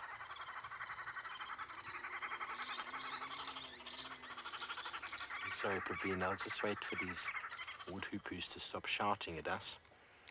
You want to know, Pravina, how does he have the space? Well, that is something we always wonder about, and Leopards and lions have the ability to go for days and weeks without eating, and when they do eat, they gorge themselves. They gorge themselves silly. And so it does make us wonder how they get it all in there. But after they fill themselves up, they have a very long nap. And they wake up and are hungry again.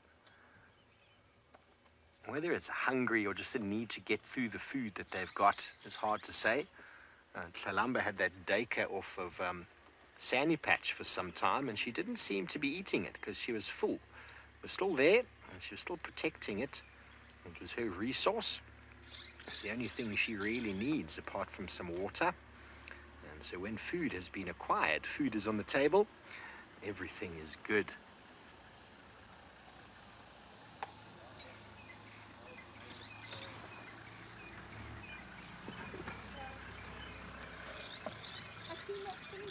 Okay, so we're going to send you back over to James, who is still with his feeding nkuhumas.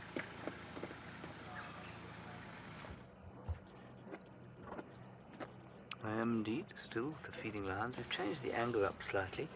I'm not convinced we've done a particularly good job of doing it, but this is the other side. I've got one little cub trying to derive some sort of nutrition from the leathery skin of this giraffe, which seems a little odd, but there it is. Isn't that yummy?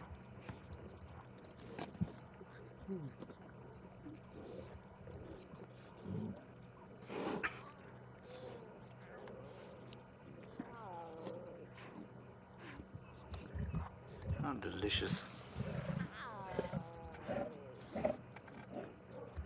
Now, also what's quite interesting is that this mayhem and shouting has not attracted the attentions of the black-maned avoca. And I wonder if his injuries have not proved so severe that he's kind of given up and gone off to live on his own.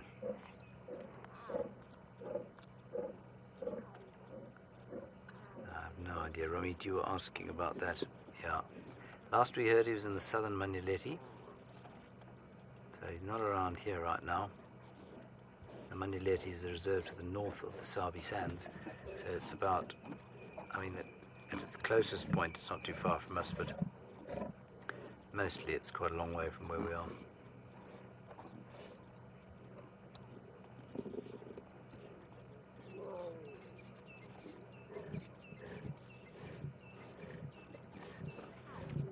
Now we've fallen asleep at the table.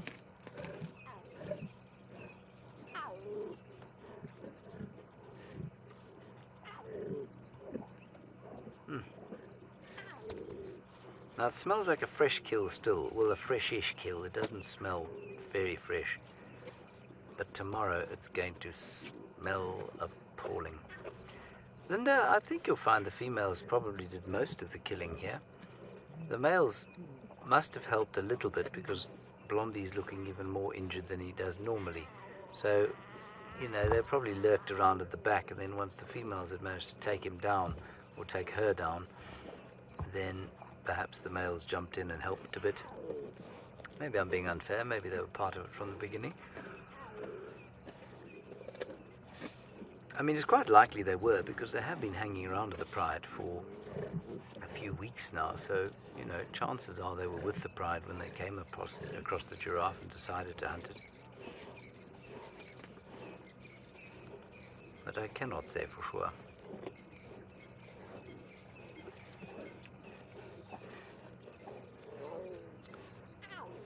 Sky Doogie, apparently Ridgenose looked quite badly injured this morning when she tried to stand up.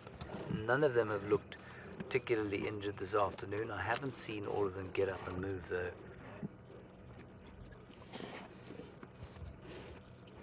Look at the claws on that cat. You.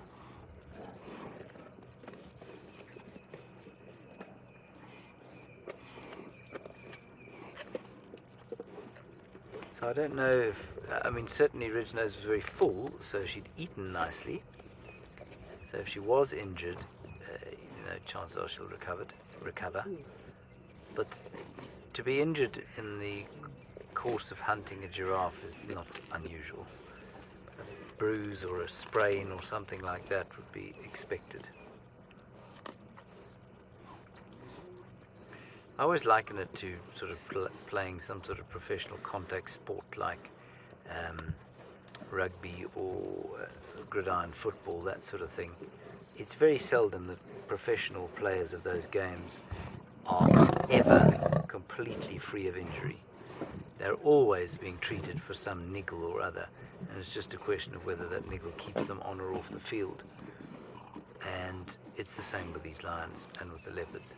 If you're going to have to kill something and it's going to take a physical toll, you're going to get injured doing it from time to time, and you just have to go roll with it sort of thing and hope it's not too serious, hope you can recover.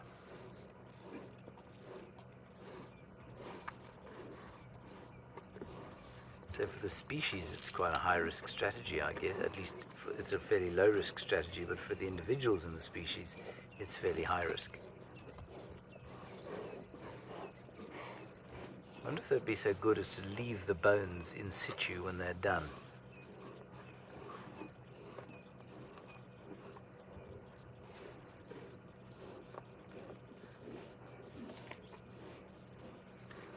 Jimmy, they might. There's certainly enough giraffe around, and they may well have reclaimed their confidence as far as hunting giraffe goes. So, yeah, they could. The lionesses may just see the next giraffe, and instead of walking past it and thinking of impala for dinner, they may say to themselves, well, come on, chaps, we did it once, let's do it again. Look how happy we were for days. So if those giraffe hang around like they have been, yeah, I don't see why they shouldn't. Kill a few more.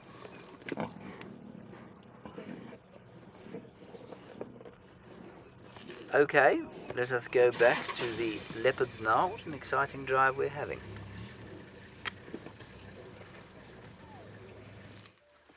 Well, meat is meat, and big cats must eat. Tingana finally dropped a bit of the vertebrae down onto the floor, and Lalamba thought about it for a while, and then finally sauntered over. Of course, Tingana, sitting right up there in the top of the tree, holding the rest of his prize, started growling at her. I mean, come on, dude, you stole the entire kill from her. Can she not at least have a couple of vertebrae? That's very cheeky. So this is the time. Oh, there's more. Some ribs have fallen now. So you can stay there. There's not too exciting. Oh, there we go. She's up on it. So some ribs. She's like, oh, I feel like a hyena today. This is what it's like hanging out at the bottom of a tree. You get to get all of the scraps.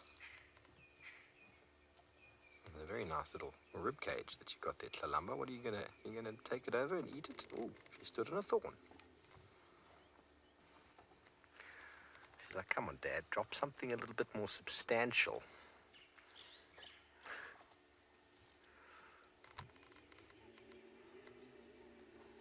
I like meat, not bones. Obviously, if this was a young impala, all of these bones would be very soft and quite easy to chew and ingest. He's a fully grown male impala, so he's lived a good life. And no doubt his ossification of his bones has led to there being not too much in the way for a young leopardess to break open. No, she's going to bury it, and we're going to put your bottom there. Oh, she's sniffing Dad's poo. There we go. Oh, look at her. She's even... Here we go, Dad. This is what you do. You bury the poo. What a good girl. Did you see the side of her face when she sniffed that? She's like, oh, Dad, that's horrible. We know Tlalamba. We can smell it from over here. We can smell it from all the way over here. So let's come down to the really last bits on that impala. There's still a fair amount on the neck. And obviously the tongue is still there. You can see it lolling out the side of the mouth. Poor impala. But the legs are still attached somehow. It seems like there's 3 legs, or are there 4? Yeah, all 4 legs are there, so he's managed to eat it in a way that everything's still attached, even though some vertebrae have fallen down.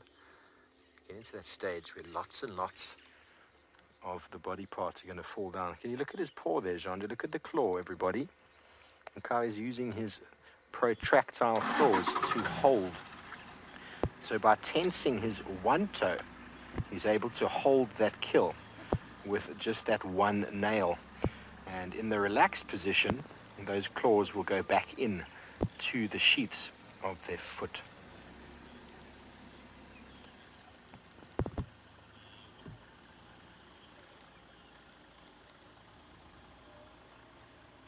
He isn't the middle claw, Louise is saying.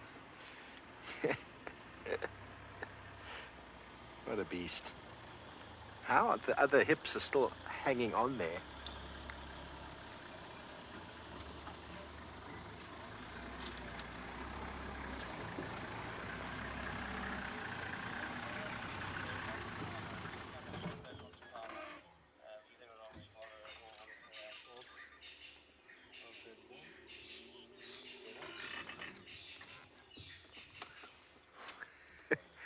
Oh, Laura Moore, you want to know about the width of the canines. You know, he's done himself in by hooking those horns so nicely. He's not going to be able to move that very easily. Lions' canines are obviously bigger than leopards, but I couldn't tell you the exact dimensions. Obviously, adult male versus adult female, smaller. The female, adult male lion versus female, smaller as well. But then baboon have got longer canines than that of both lion. Oh, well done, boy. Both lion and leopard. So I don't know the comparison, but it's probably in relation to the body size and the head, probably in a similar sort of ratio. The design of it all is sort of the same, so there's no overkill. The saber-toothed tigers are long gone. Obviously their incisors, or their canines, should I say, he's giving it a bit of a love kiss. Oh, my word. And now he's going to start eating the face. So if this is unpleasant for any of you out there, I do apologize. Look away if you don't want to see this impala's nose disappear.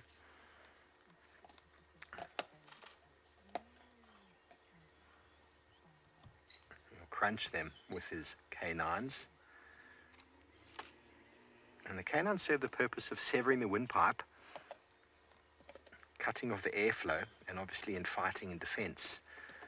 So they are formidable weapons, and even in a lion or versus a leopard, either one of them have got incredible bite force. You see how they cut across each other like that? I was talking the other day about, we heard that maybe Tundi's lost or has broken one of her canines, but you can see how those canines work together and how much overlap there is. So I think even with one broken, she's still going to be able to do what she needs to do. Just if she bites something, it's not going to leave the same mark.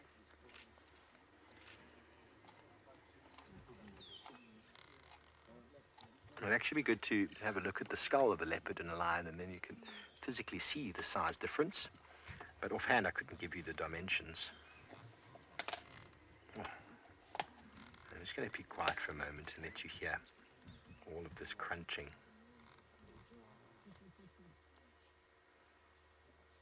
Oh, he's salivating.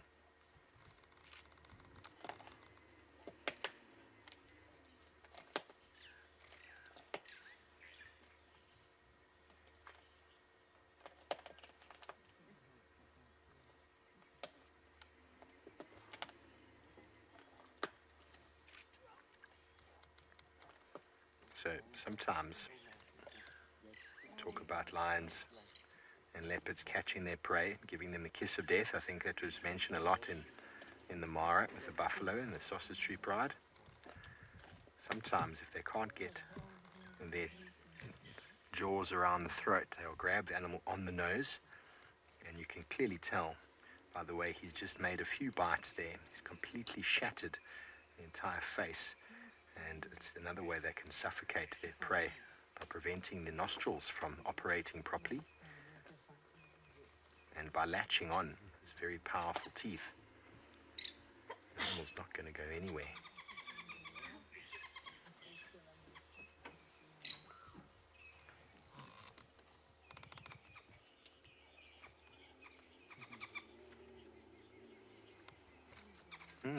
Sassy Kathy wants to know what happens if a leopard breaks all of their claws. Well, you know, nails and claws are always growing. Oh, look at that.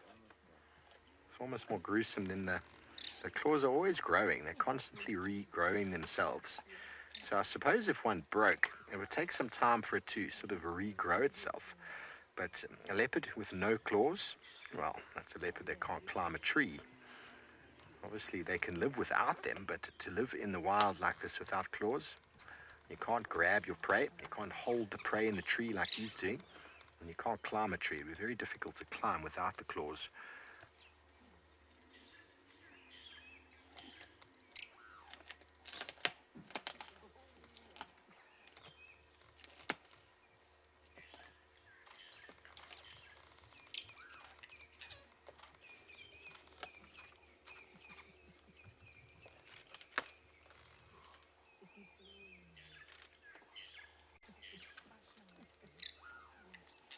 So that bite force is quite incredible. You can imagine a hyena does a short work of that with much larger bones.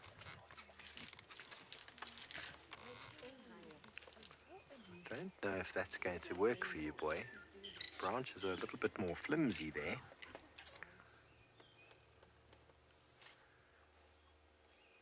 So he uses a lot of core to be able to hold himself while eating like that, standing in the tree. If you've ever done the plank for more than a few minutes, you'll know what I mean by using your core. To be able to stand in a tree, balancing while eating, he's engaged the entire time. So these animals are very, very powerful and very muscular. And they do, everything is natural gym out here in the wilderness, the wild gym of Juma. Okay, well, it seems like it's a cat-eating afternoon. Wonder how much of that giraffe is left. Well, Stephen, I don't know about you, but I'm not going to be eating any cats at all. Well, certainly the cats are eating, and in this particular case, they are devouring a giraffe. A poor giraffe died sacrificially yesterday evening at some stage, and not much of it is left. You can see now why we didn't want to show the little children the sort of scene. Oh, there are 9 cubs left here, by the way. We did find the other one.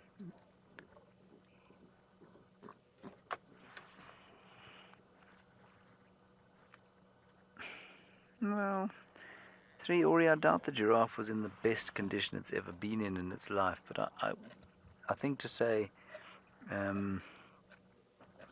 that it was weakened would probably be too strong. I think you'll probably find that it was absolutely fine. We've looked at a lot of giraffe over the last few weeks, and on the whole, they've been, I think they've looked pretty healthy. They've looked good. There is some post-meat milkshaking going on.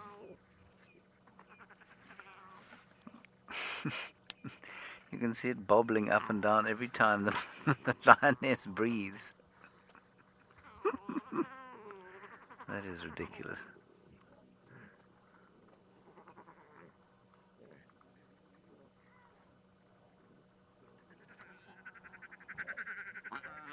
It's so cross.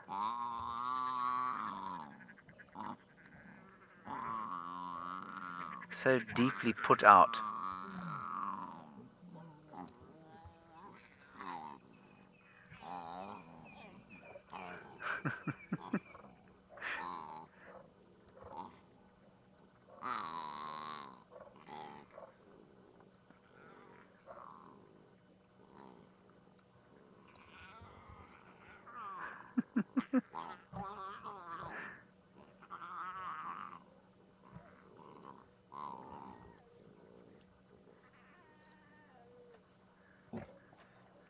And back to the meat now.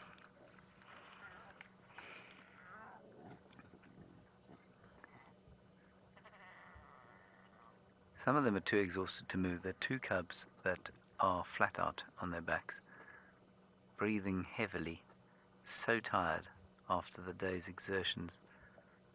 Don't even want any milkshake.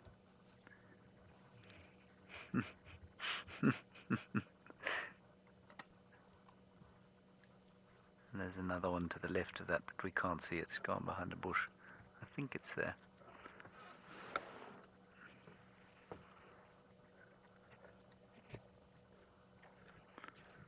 The odour coming off this general vicinity come tomorrow is going to be spectacular. Well, Sandy Evans, I think the cubs, the oldest cubs, are thin for a possible number of reasons. One is that Ridgenose, I think, wasn't lactating sufficiently. All the cubs used to try her and then move away from her. I think that's probably because, however, that she was not eating enough and therefore not producing enough milk. And I think that's where their problem started, and I think that's where the whole pride's problem started. As they've got bigger, so their nutritional needs have increased.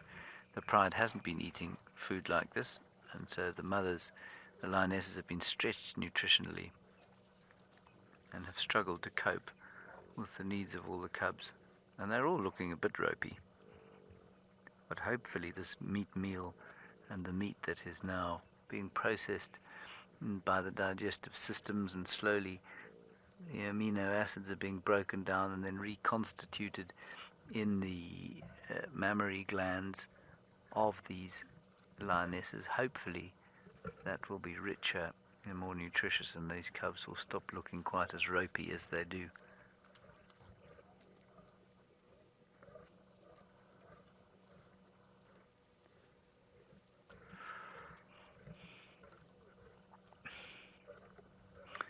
Rosalind, I think it varies every time. I think they probably took this giraffe by pinning it against the termite mound somehow. I don't know how, if they tripped it maybe as it came up here, but the general modus operandi is to try and make it run and then trip it, because once it falls, that's it. Sometimes they'll jump onto its back, but you'd expect that in a much more open area. You'd expect that in sort of Namibia, where they hunt them in the open, or even in the Mara. But over here, for a giraffe to run away at night and not hurt itself is very difficult. And so I suspect they basically trip it up and then jump on it. And probably one or two of them got a kick, which is why they looked a little bit injured.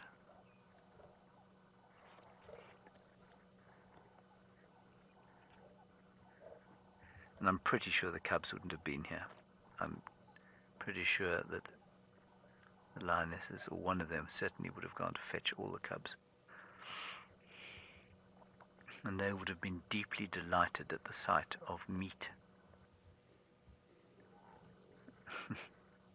They are so cute.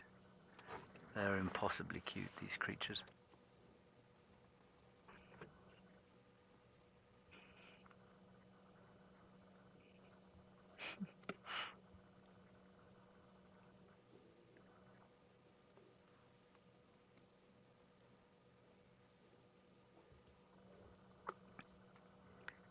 And all ages are trying to eat meat here, all of them.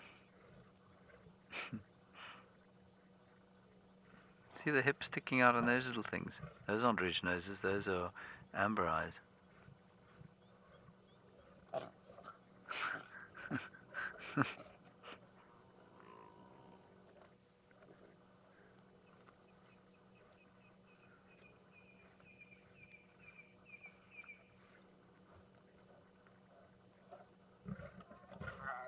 Yo. Vicious.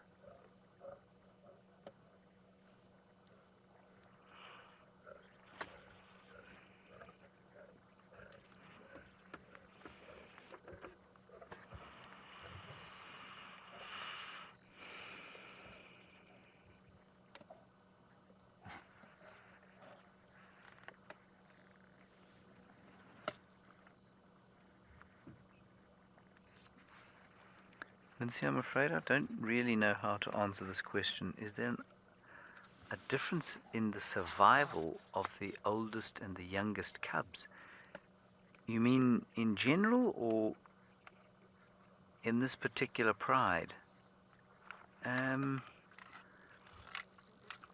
suppose once they've all been born, right, so you've got 3 age cohorts here, I suppose it's probably best to be oldest because they do bully each other. And so the little ones will be bullied off the teat and bullied off meat much more easily than the bigger ones. So I guess it possibly plays to be the oldest. But at the same time, the little ones have looked a lot better, and I think they're deriving better nutrition from the milk, whereas the bigger ones have probably started to need meat. And so maybe they've struggled a bit more, but I think in general you want to be the oldest cub in the pride. You don't want to be the youngest. They're not extended the same sort of favour that the youngest in a human family are extended. The youngest in a human family is often the sort of darling of the family and looked after with great care and mollycoddled. But that is not the case in a lion pride. And it can be hugely disheartening to watch when a little cub is left behind by the pride, just can't keep up anymore, and they give up. Ooh, there's still quite a lot of angry action going on here.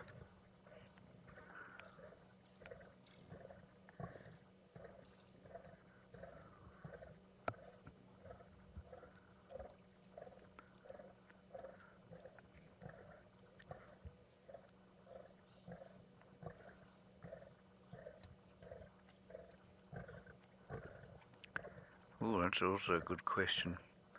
SL642, I have not seen any other lionesses that are obviously pregnant, but it is very difficult to tell if a cat is pregnant until they're nearly at term, as we discovered with Tundi this last time, and previously, and especially after they've been eating on the giraffe for this amount of time, it will be impossible to tell if any of them are pregnant or not.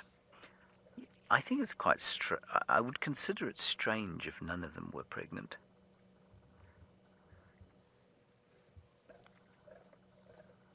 I mean, there are 8 lionesses here. I think there are only 7 at the moment, but there are 8 lionesses in the pride. 3 of them have given birth. I don't really understand why none of the others would have. The youngest ones are just over 3, and that's well old enough to be giving birth. Are they? Yes, they are. 2016 they were born.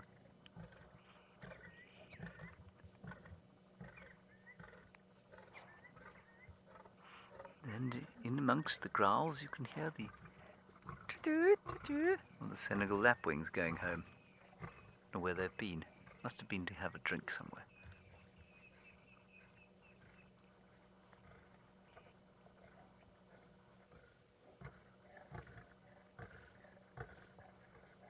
Right, let us go back to Wolf with the acrobatic and probably not very hungry Tingana.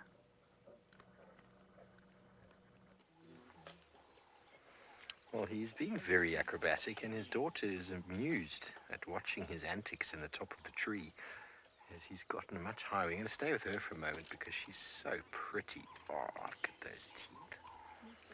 So beautiful. She's looking up at him longingly. Very close to the other vehicle. She just gave the track a little bit of a snarl, just to say, don't come closer than that. Now she's looking. Of course, you're going to go behind the log, aren't you, my dear? Means I'm going to have to move forward just half a meter. Can I go, Gendre? Oopsie, that's backwards. Happy? There she is.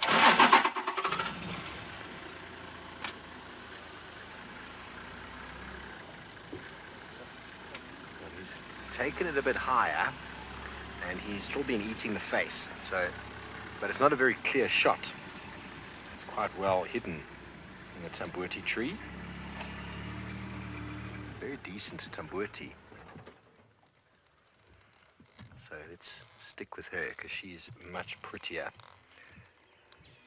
and looking so wonderful in this light.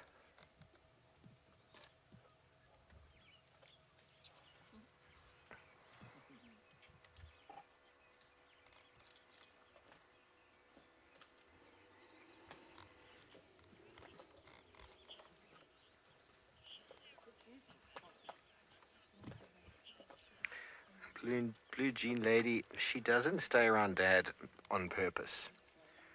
Basically, what happened is he's come and stolen her kill.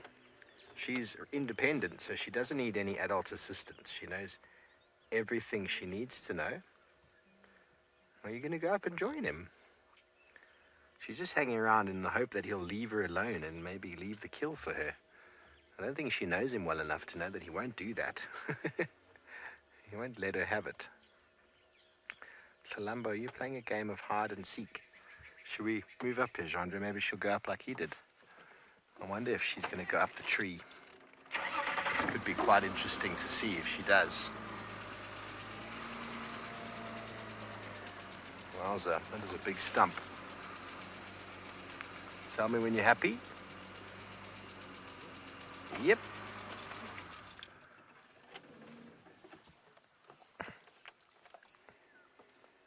Okay, I'm going to keep quiet and listen to what unfolds here.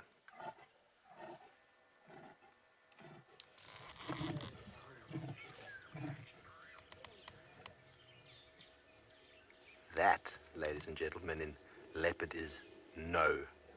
Go away.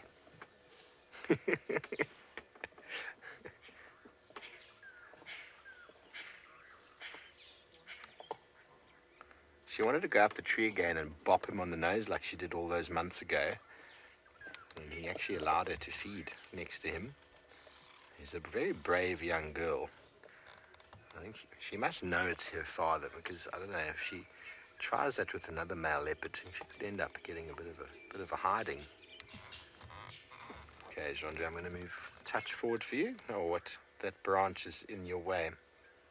What would you like me to do? Forward or back? She's just going to keep moving, so let's just sit right here and see what happens. Maybe she's going to find some unsuspecting antelope moving through the drainage up ahead of us, yeah? Or maybe she's going to try again.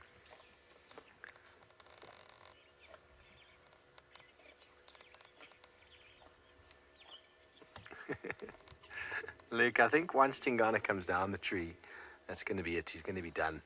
He'll actually allow her to go up. Although it'll be grudgingly, he'll allow her to go up and feed on the remains. And if he goes to go and drink, well, that'll probably be it for him. We have known from time to time Tingana coming back to a kill like this, probably been left for a few days, and all that's been left is a few strings of meat and maybe just a bit of fur. It's like sort of biltong or bully or dried jerky in the tree. Of course, you can still get some protein out of it, but it's interesting how he somehow remembers where some of these are and comes back to them at a later stage. Okay, I'm going to go back again, Jeandre. He's being very tolerant, to be honest. Beach Bunny is saying something that I probably would say. Oh my word. Beach Bunny, where did you get that from, I wonder? Just move through here. Oh my word.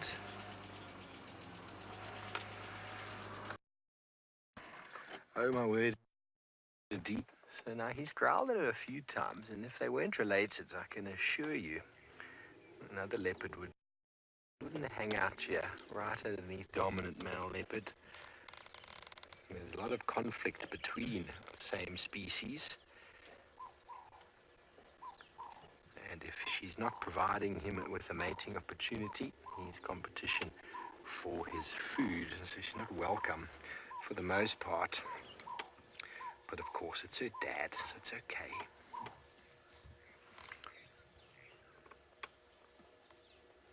She's being very busy.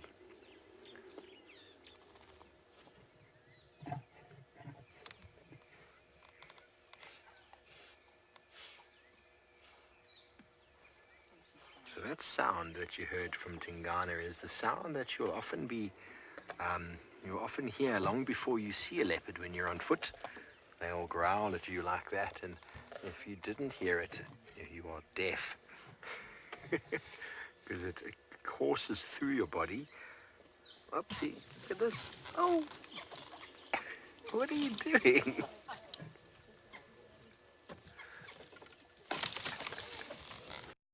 She's going through one of her moods again, everybody.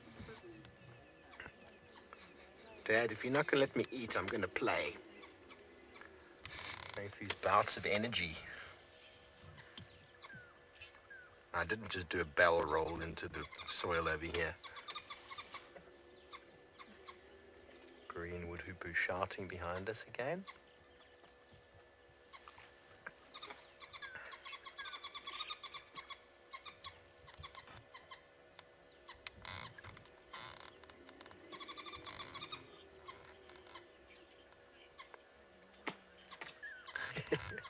Matty, I'm not sure if she's gotten away with stealing from him, but she definitely has fed on the same kill as him, but not for long. If I do recall that he actually allowed her to feed on that one kill because she was so brazen, came so close.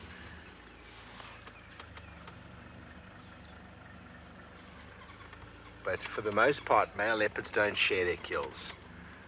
Even female leopards won't let other female leopards share their kills unless they get dominated. So Tlalamba's a small girl. Oh, oops, where's she going?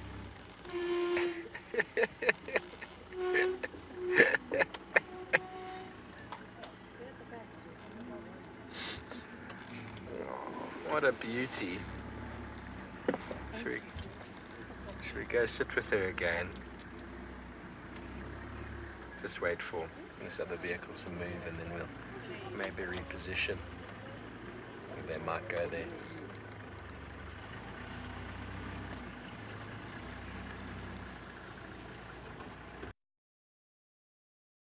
Play. And I'm sure she's probably going to decide soon that, well, what's the point in hanging out here? I'm going to have to hunt for myself.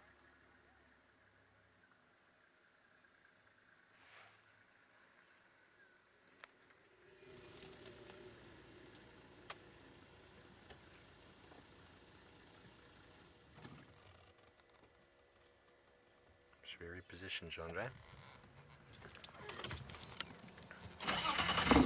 Don't worry, everybody. Tingana's not going anywhere. Let's get you some wonderful shots of this beautiful girl. She's such a poser, isn't she?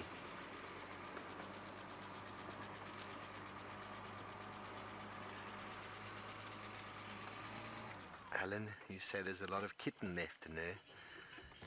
Indeed, it's something you see with young leopards and with lionesses as well, is that they still have that ability to play. The big boys, though, they generally lose that. I don't see Tundi playing very much. Older females, you don't really see them playing.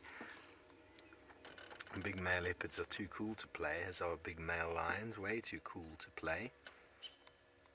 But that playing really hones their skills. I mean, her agility, her ability to run up logs and evade capture, as you saw her jump into that bush before. If she did come across lions, it would be all of her ability to get away from them by lurching into any sort of tree or bush to avoid them. And so those elements of play are so vital to the development of these animals' skills and techniques, as are they with us. You don't see any professional sportsmen in the world that just picked up that sport and started playing it. They had years and years of practice to get them there. Leopards, of course, are able to pick it up very quickly.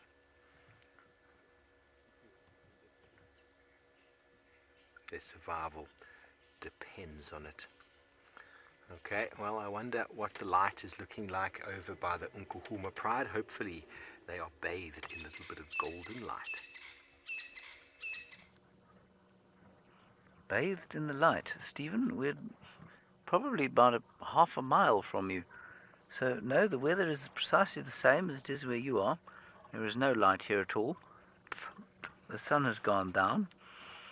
And so the only way they're going to be bathed in light is if we bathe them in it for them, which we'll do with some infrared in not too long from now. The feeding has continued. The cubs have continued shouting. Some of them have had some milkshakes.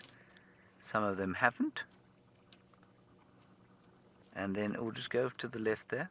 Owen, the head.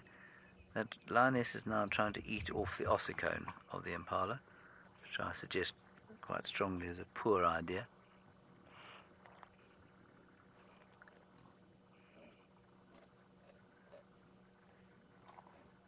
I'm not sure that will work.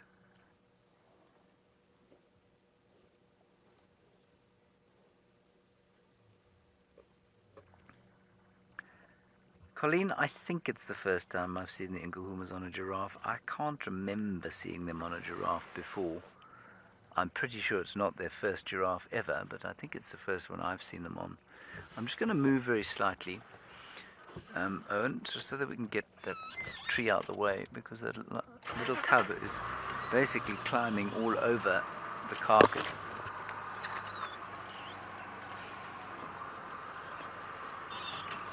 We'll just get a little gap through here.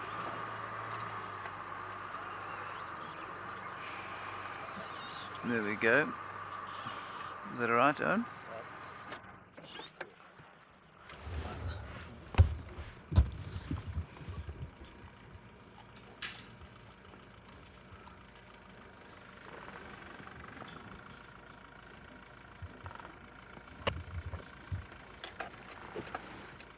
Yeah, it doesn't matter where we've parked today, there's been bush in front of just about every single picture.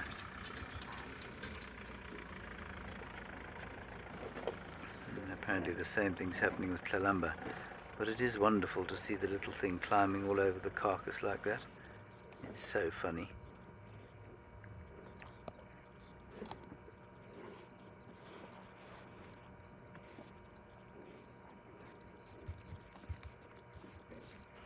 Yes, Coco, no hyena with a quarter of a brain is going to come anywhere near this kill, because it will be dispatched forthwith. A vast horde of hyenas, like you might find in the Masai Mara, would think about trying to steal what there is here. But no hyena clan I know of in this vicinity, bless you Owen, is going to try and take on 8 lionesses, or certainly 7 lionesses, 2 big males. So no hyena's going to come through here in a hurry. The Juma clan of some 14 or 15 is not going to pose anything resembling a threat to this lot.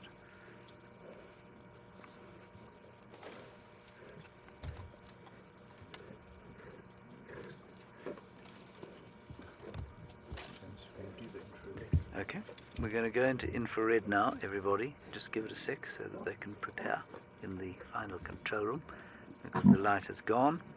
Say when, Louise. And we can go. There we go. We're in infrared now.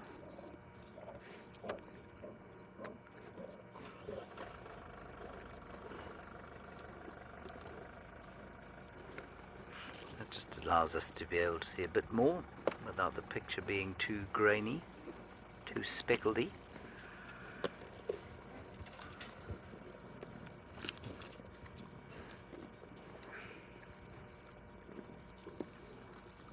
What a delightful afternoon it's been so far.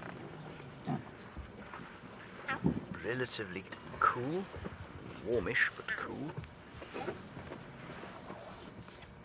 Lions, no driving around looking at nothing. It's illegal photography. Now this little cub is shouting. Very cross about something or other. I think it's shouting at Regina as he's behind us.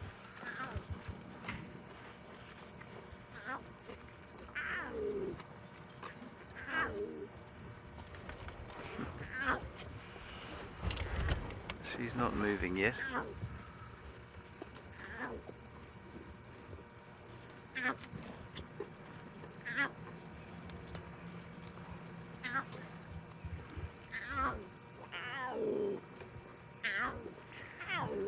Oh, and I'm going to just shift very slightly, because I think they're going to go and say hello to her.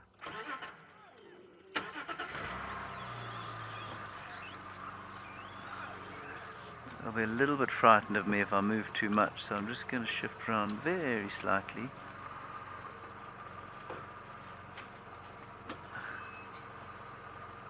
Naturally now there's just bush everywhere.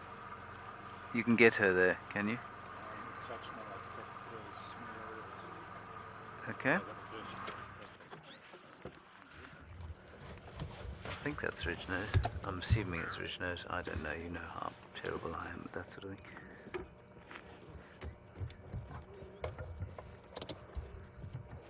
Let's go to the lioness if we can.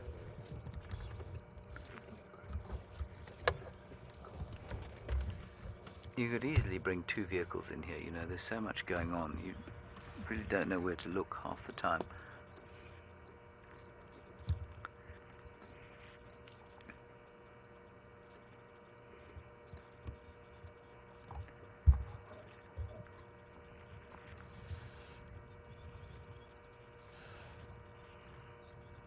Oh no, Joy, the cubs don't have mange, they're full of giraffe viscera.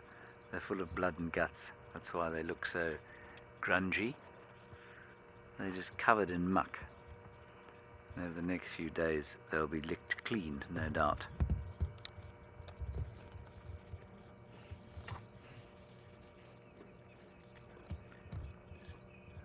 One or two late afternoon birds calling. Ooh, there's an elephant coming in here. There's a whole herd just behind there. I don't think they'll come in here, but they will be able to smell this. Can you see them there, Owen? Owen, can you see them? Yep. Oh.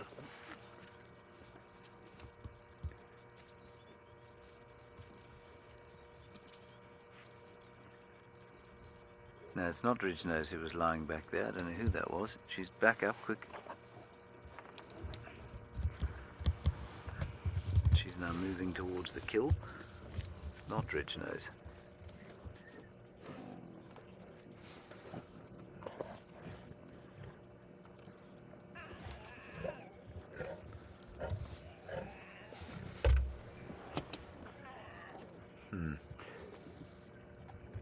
Alright, let's move forward again, Owen. I think let's try and get back into that same gap. It's amazing. It's actually a relatively open area, but anywhere you turn, there is a stick. Yep. Is that right?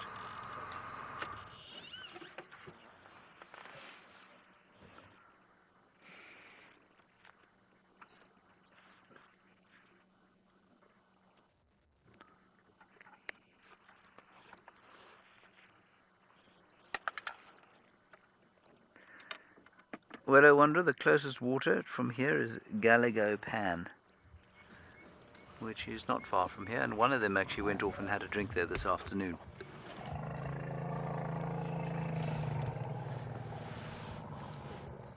Now that sound is the sound of elephants shouting. They have heard or smelt, or probably both, these lions here, and so they're warning each other. And probably the lions as well.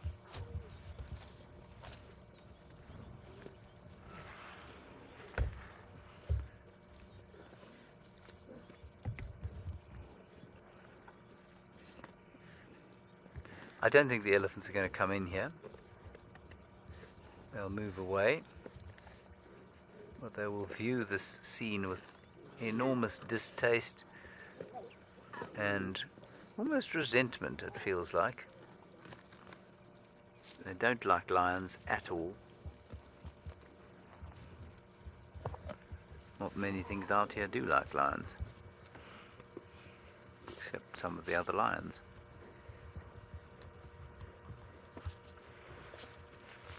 She gave you the eye there, Owen. I would keep an eye on the dam cam as well tonight, because I don't think that they may well go and drink down there if they miss Gallego Pan. Now they're following that lioness who's not lactating.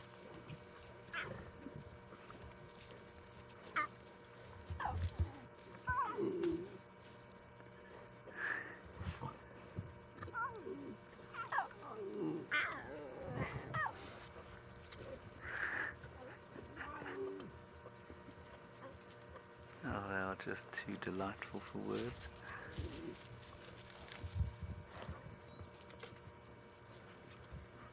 This morning there was a giraffe watching proceedings. Yeah. And Owen just saying that there was a giraffe watching things this morning. I did see some fresh tracks as I drove in here. They do that from time to time. I've seen it with giraffe watching their babies being devoured. Maybe this was a companion, a close companion.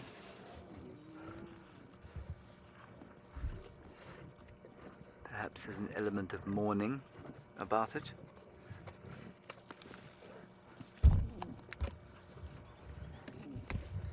And the feeding is still in full throttle. What's it? It's still in full swing, I guess. Dreadful. Okay, oh, hang on. Here come the elephants. Well, I was going to send you over to Steve. I'm not going to just yet. Now, the elephants won't come here, as I said. And the elephants are now on their way in. The little cubs are getting nervous. If we have to disappear from here quite quickly, I'm sure you'll all understand. We don't want any deferred aggression. Is your light on, Owen? No, it's too far. Is it too far? Yeah, they're coming in to have a look. 1, 2, 3, 4, 5. And the cubs are now moving away from the kill.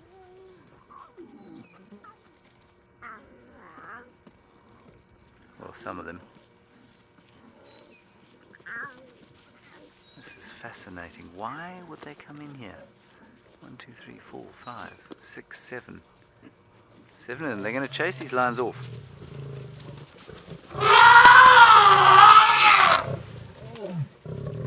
Cubs have run off to the back. We're just going to have to be a bit careful. We don't want to run anything over in an attempt to get away from angry elephants.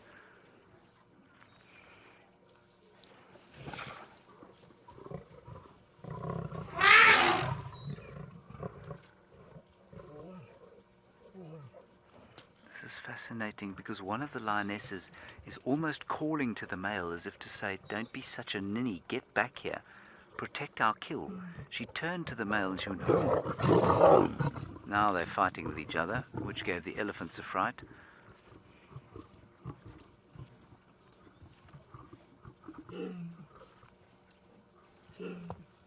One of the mothers is calling, "Oh, oh," there you can see, making sure her cubs are okay.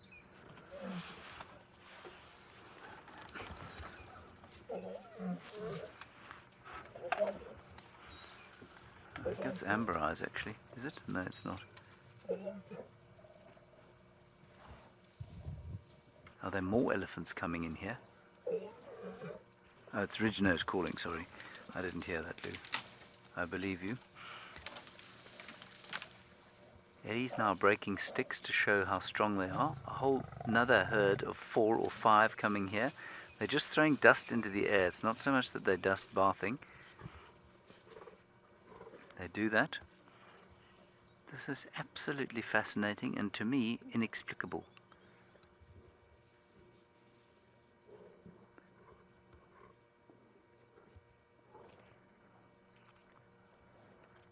Just a pity it didn't happen in the light, isn't it?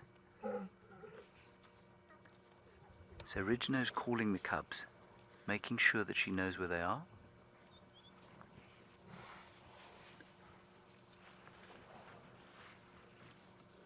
Elephants just throwing sand as a way of displacement, I think, almost. It's not dust bathing, but they're all doing it. I wonder if it hasn't got something to do with creating this film of dust. We can try and put on the light. It's not going to reach. You see, the light's just going to hit that tree in front of us, unfortunately.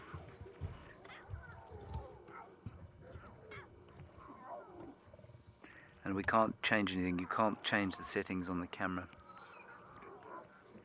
So I know it's not great, everybody, but there's nothing we can do about the light. No, and that's dreadful.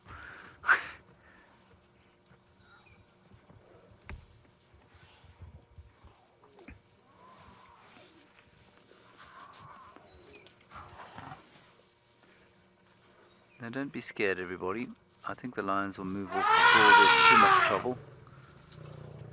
Now the lions are growling at the elephants. I'm just going to turn this light off, Owen, because I don't want it to be on.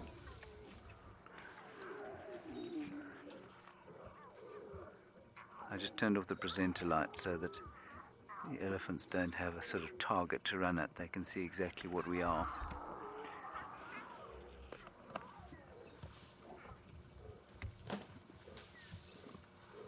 I wonder if they're going to push home this attack, but you can see the lions are really not affected, the adults. They're just trying to eat as much as they can because they're not afraid. They know they can get away very quickly.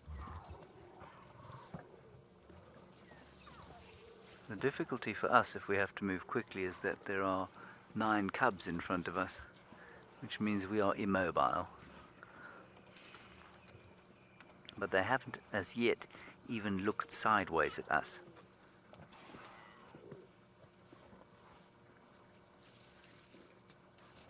Gosh, that bush is a real pain.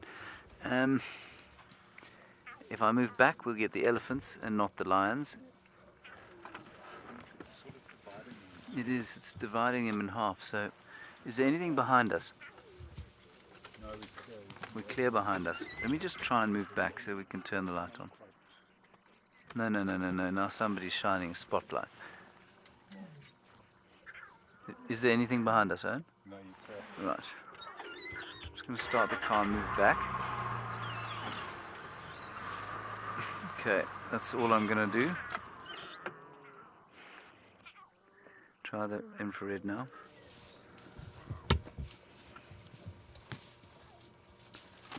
I don't think it's helped a huge amount, but they're still too far, aren't they? Sorry about that, everybody. I mean, I could try and drive closer, but I think that would be a profoundly stupid thing to do at this stage. Yeah. I don't know. You see, it looks different on YouTube from what it does here. I think it's almost going to be totally black on YouTube. Right, one of the herds is moving off.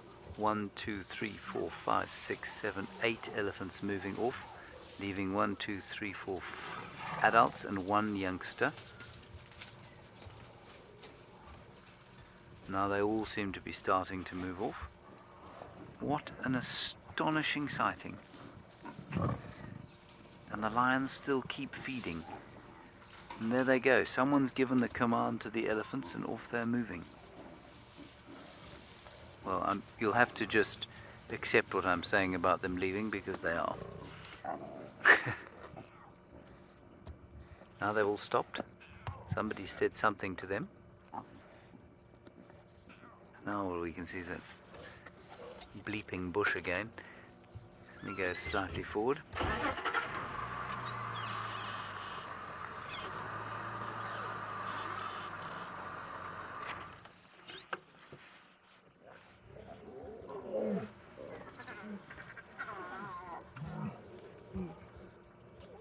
The danger is over.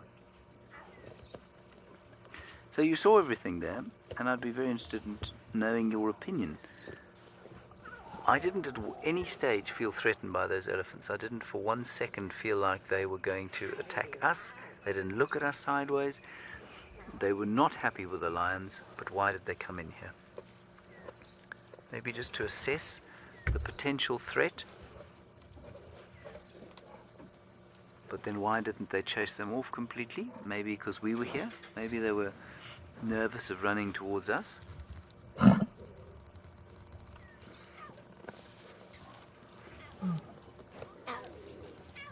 Very interesting though how Ridgenose got up, left her meal and started calling the cubs. Just contacting them, making sure that they spoke to her. Or hoping that they'd speak to her. But I didn't see the other 2 mothers doing the same.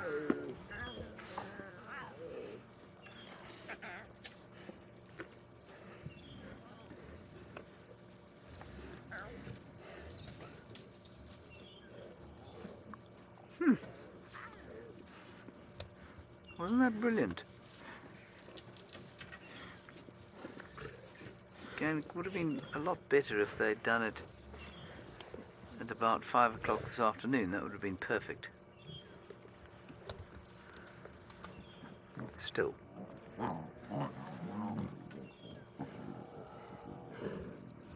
Oh, well, that's a thought. Some of you wondering if they thought maybe the lions had an elephant carcass. I hadn't even considered vaguely that possibility. Yeah, why not?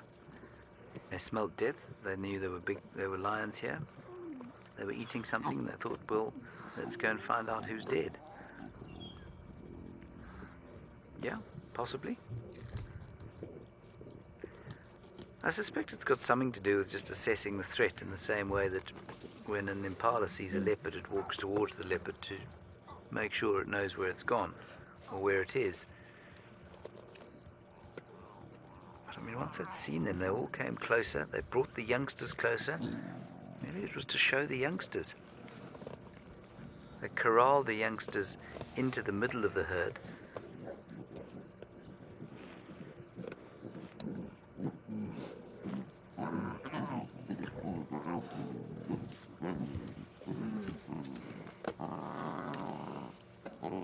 Oh yeah, Emma, I think that an elephant, if it could get hold of any kind of lion, would kill it.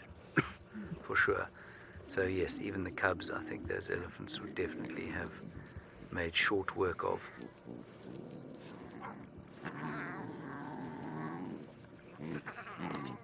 They don't have sympathy for the young, as far as we can tell.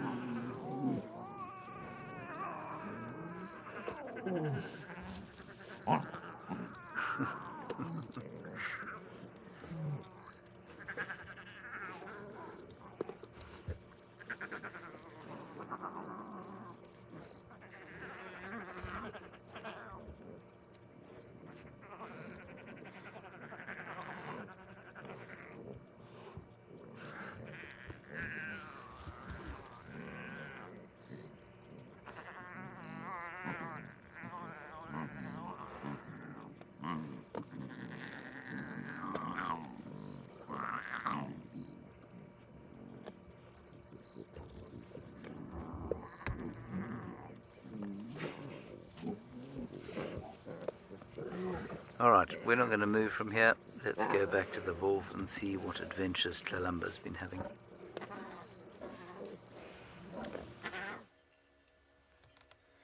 Well, thank you for coming back. We have been sitting with her since she ran and jumped onto her log. But I believe it has been an awesome scene that side. And the end of that scene with all the contact calling and the there's something very special about that, isn't it? Two families. Oh, there we go. I've been waiting to stretch for you. Downward facing dog. That's called if you're a yoga practitioner.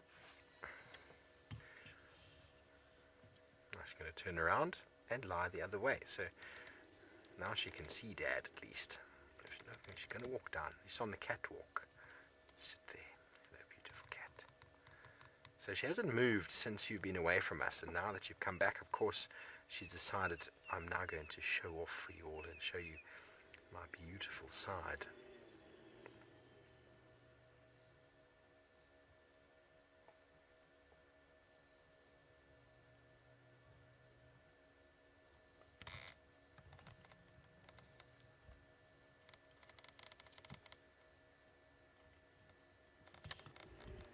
You're going to walk back there and try your luck again, Tlalamba. I haven't heard any noise behind us, which would indicate the descent of the Duke. So I doubt he's come down. But let's go have a look, shall we? Just see where she is. She's there. I'm a little bit blinded. I think that's her. Yeah.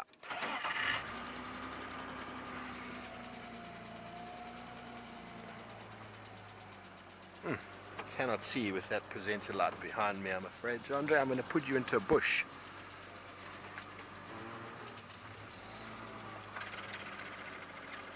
Hello, Norway nerd. You want to know how old she is? Tlalamba will be 2 next month. 2 years young. I don't know the exact date. I've heard it somewhere around the 20th of November. So she is a Sagittarius. Okay,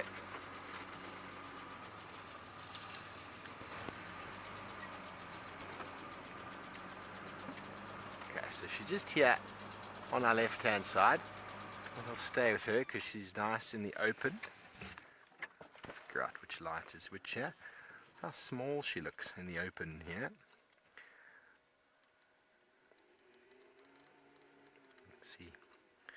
Nice and flat in the river. This dry river stream that comes from the north, from Buffelshoek, and flows down or drains down into the Mulwati drainage system. We're just north of an area we always refer to as Giraffe Dip. And giraffe is on the menu this morning, with the Nkuhuma Pride.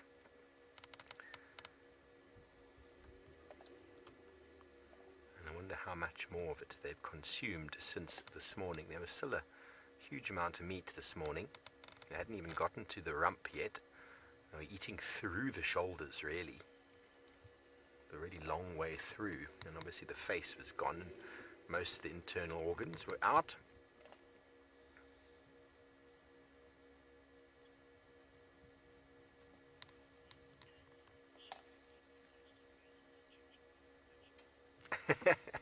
And I'm not sure if you're being sarcastic or she said she acts like a Sagittarius. Such a joyful bunch of folk. My brother's a Sagittarius. He's alright. We get on really well. Not when I was younger. Now we get on really well, but when I was a youngster, you know what it's like, everybody, having an older brother or sister. You just want to be their friend. Okay, so Christine reckons she was born around the 11th, and Tristan confirms, and quite certain when he told me around the 20th, if I do recall. But how we know exactly, I wasn't around, so I can't be involved in the argument.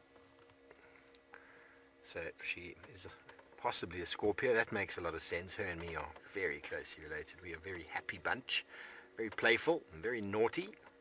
I'm not naughty though. She's a little bit naughty. Look at those eyes, taking in all of the light she possibly can.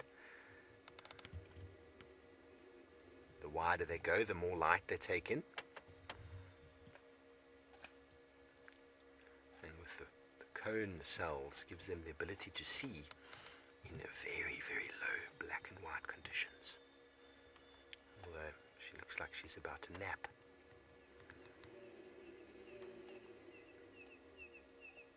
I think this is the longest I've spent with Tlalamba since she was a cub, hanging around with Tundi. She's always very busy and always moving around, and Vicky reckons she's definitely a Scorpio.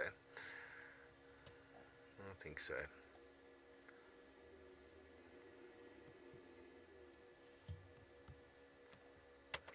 Scorpios, you're not supposed to mess with scorpions.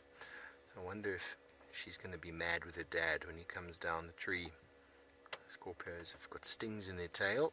They're very friendly to a point, and then they snap. She doesn't look like she's going to snap though. She's going to have a nap. Very sleepy Tlalamba. I can still just make out the slightest of sort of crunching sounds coming from the tree in front of us. I'm sure she can hear that as well. Waiting for that characteristic thud on the floor.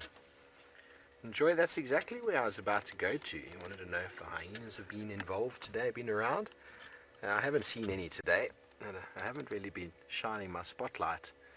Got the spotlight out now, just have a little squiz around, see if there's anything. Nope. Normally her behavior would have indicated to me where the hyenas had joined, but no doubt they've given up. They've gone off, or maybe they got the scent of those lions and that giraffe on their noses. But they've probably given up on Tingana and his scraps dropping to the floor.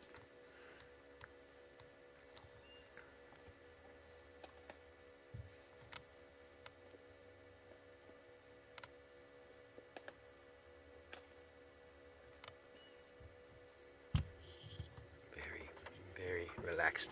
So it goes, these young cats go through bouts of extreme energy and then extreme energy conservation.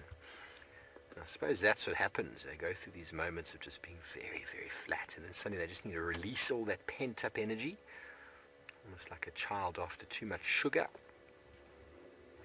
or Gendre at any time of the day.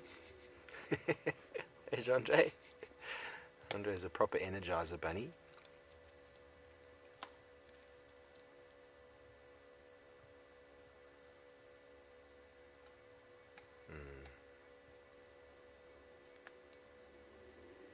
She needs a pillow.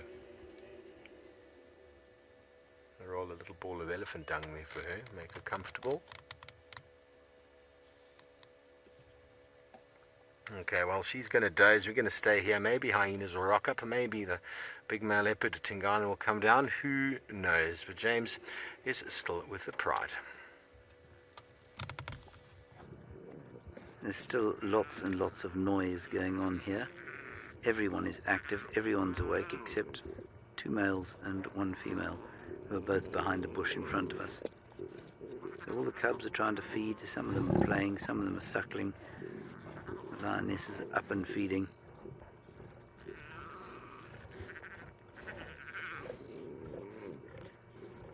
A tremendously active afternoon, really, as far as lions go.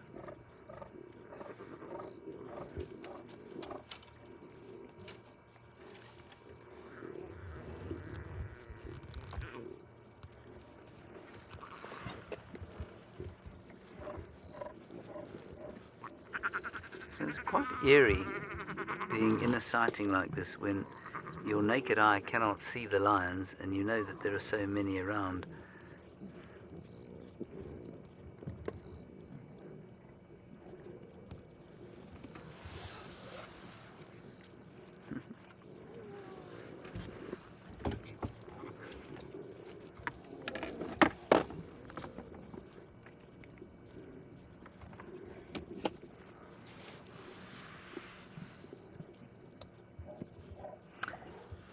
Deanna, you'll probably find a little bit of debate over this, but probably up to a year. Yeah. You. No idea what happened there or why they got so upset with each other.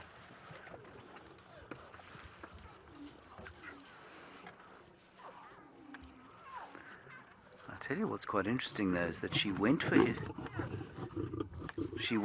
injured foot. She went striking straight at his injured foot.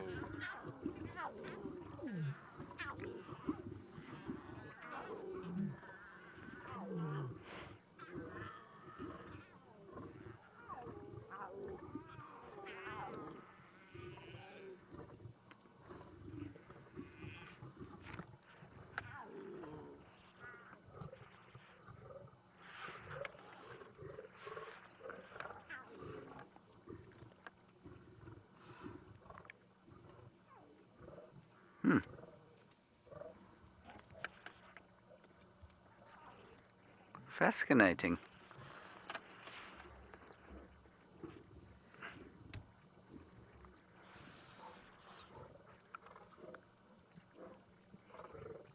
So, up to a year, cubs, and then after I would say they're sub-adults until they're about 2.5.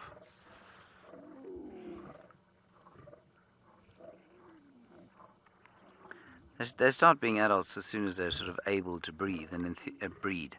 And in theory, the lionesses will be able to breed from 2.5, but normally it apparently only starts after 3 most of the time. Ooh. Well, quite a lot of anger going on over here. Rough day at the office if you happen to be a lion today. There's one calling over here. Just go. This is a cub. Just behind us. Just go behind us, Owen. Yeah, just have a look there. I know there's a lot of bush, but there's some white, yeah, there, under the tree. Under the tree? There. Who's that? Yeah, a couple of little ones, that's what I heard.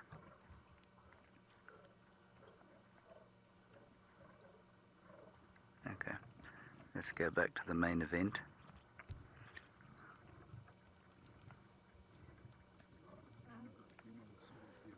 Another one of the females behind us.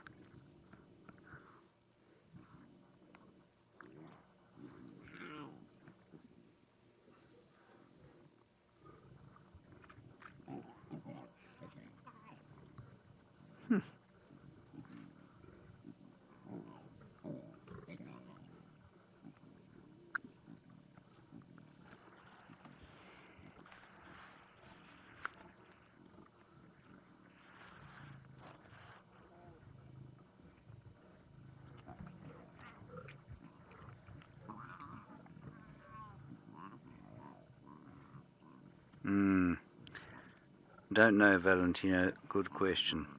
The code between the Nkuhuma male, the Mangeni male, the evokers, and this pride, I don't know.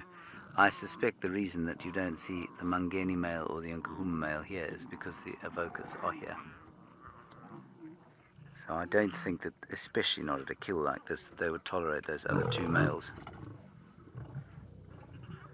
Things are escalating rather than calming down.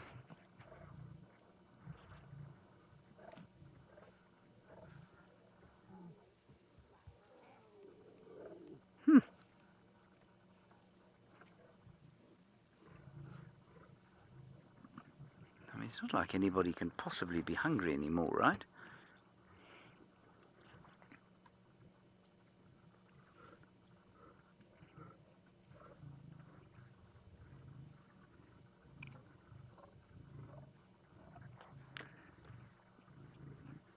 Stitch cats, yes, it's possible that the missing Mangeni and Nkuhuma males are with the missing lioness. It's possible.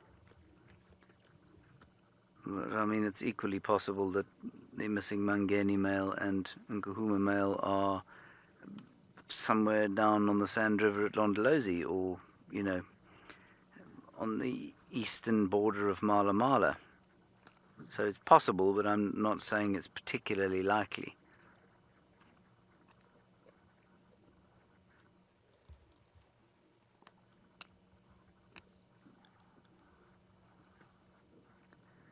Right?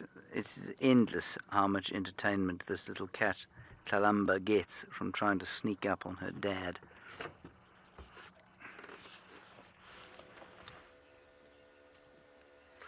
Well, I don't know if she's happy or if she's entertained doing what she's doing. I think there's a mixture of entertainment and annoyance. Outright sort of, how dare he? Definitely not inviting Dad to Christmas, are we, Tlalamba? No, we're not. Or to your birthday party next month.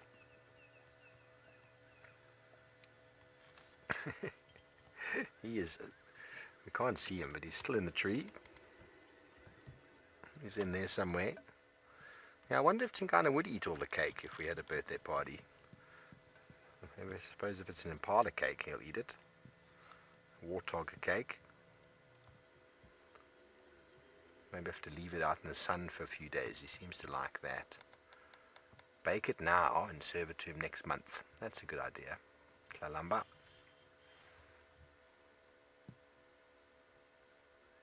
Well, she's ever alert. He's listening. He's moved a few times. We thought maybe she'd seen something, but we haven't managed to find anything. No hyenas. The smell of leopard is everywhere here, so any small antelope would keep well clear. But it does beg the question, is like, how long is she going to just sit here waiting for him to give her something, knowing, I'm sure she knows he's not going to give her anything. Those scraps, tidbits that he dropped at the bottom of the tree, he was still upset that she managed to scavenge them. He'll probably go have a drink at some point and then maybe move off and go catch herself some food. Safe in her father's territory. The tax is the odd impala. She's still looking very healthy, so I don't think she's gotten the worst deal out of it all. I think she did feed for a period of time before he arrived to steal it. And I think she would have lost it that evening anyway. She wouldn't have been able to hoist it. I can hear something. I think he might be coming down. Yeah, there he comes. Ooh, fatty. You hear him hit at the ground there. Oh, not going to go very far. Salamba, is this your opportunity?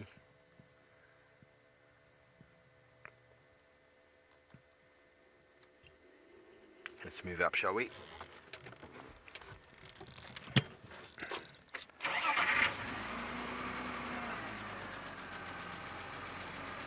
It's getting very tricky to move around here. The amount of scat. Carrie, I have no idea, actually. Oh, I think I'm going to stop there, Jandre. You alright with that? Let me move up a little bit more. There we go, there he is. And I'll keep my eyes on her. Carrie, you want to know how long until she leaves? Well, I'm surprised she's still here. I think she thinks he owes her something. So she wants to get some of her kill. She put a lot of effort into it. There we go. She's at the base of the tree. She's like, can I? Can I? Salamba. He's growling half-heartedly. He knows there's not much left.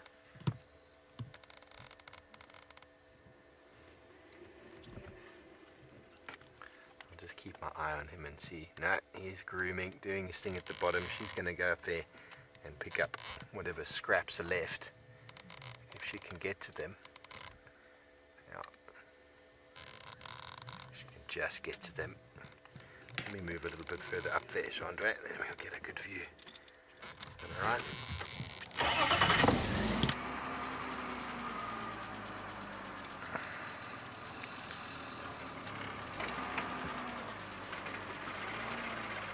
Done very well to avoid that poo, but I think I'm going to land myself in it now.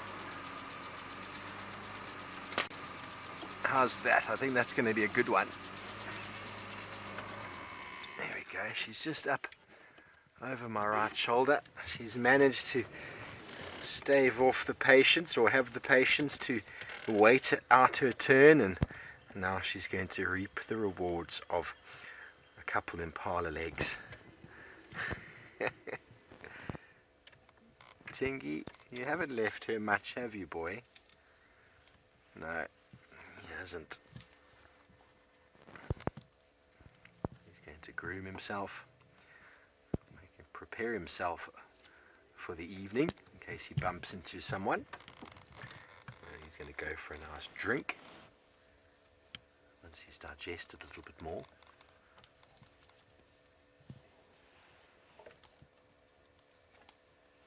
So we spoke about drivers before. His need to protect that kill and his hunger have decreased.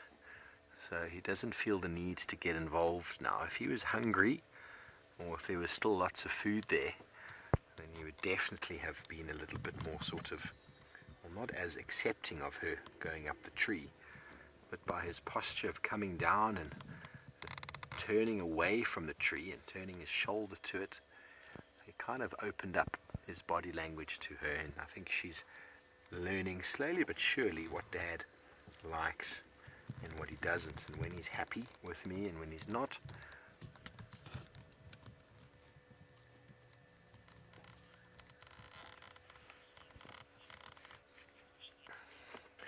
Indeed, her patience did pay off, everybody. And now she gets to eat after Dad. Well, it is the toll, it is the price that you pay for living in the territory and protection of your father. Cheryl, you want to know how far the lions are from the leopards? They're not far. Work it out for you. I can show you on my map, but not far at all. Actually, we are over here. We're right there. And the lions are there. That's not far. That's probably about 1.5 kilometers, maybe 2 kilometers. It's not far at all. But they're on the opposite side of Wetela Pan from where we are now. A little bit further than we are from the pan, so not equidistant. I just had that little side light on to keep an eye on him. There we go. He's going to clean himself, groom himself as any good leopard will do. And well, the lions are going to have to do a lot of grooming when they're finished up there. They certainly are going to have to do a lot of grooming when they finish eating here. The noise has continued unabated as the cubs fight over milkshakes for pudding. I'd really like a milkshake for pudding this evening. Don't think that'll happen though. Despite the appalling smell here, I've become quite peckish watching these lions eat.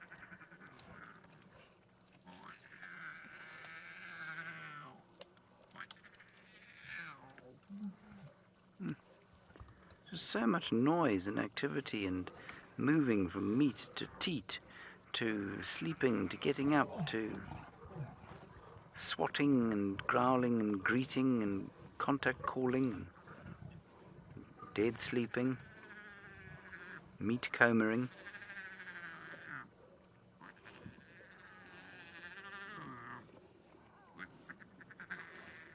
A glorious shot there of the maleness, I suppose. He's a very elegant fellow, doing his best to keep up appearances. That's my head in the way, sorry about that. We've parked quite nice and close, but it means that I must keep my fat bonce out of the screen.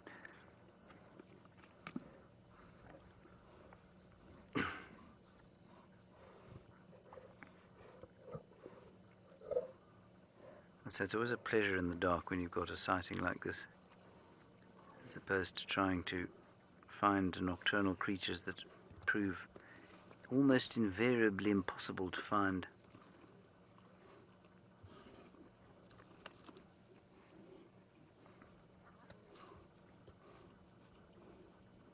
And if you listen carefully,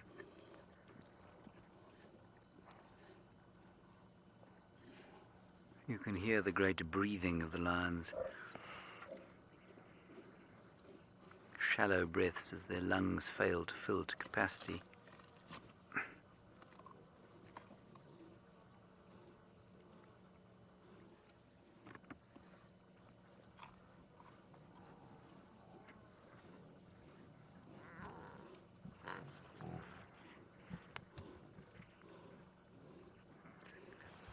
Yeah, lots of you saying that this has been absolutely amazing drive. I think we've had probably 3 really amazing drives with those cats over there and these cats over here. Well, 2 amazing drives, and then certainly those leopards have given us a tremendous amount of fun over the last few days.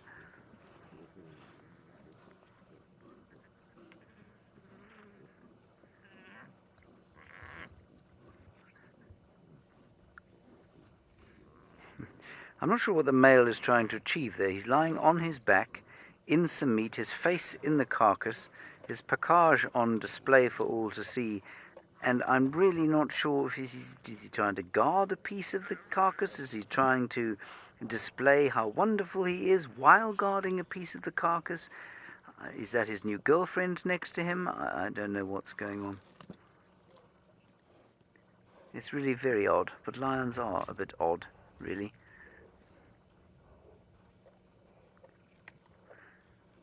Alrighty, everybody, that is going to be it from a spectacular action-packed sunset safari.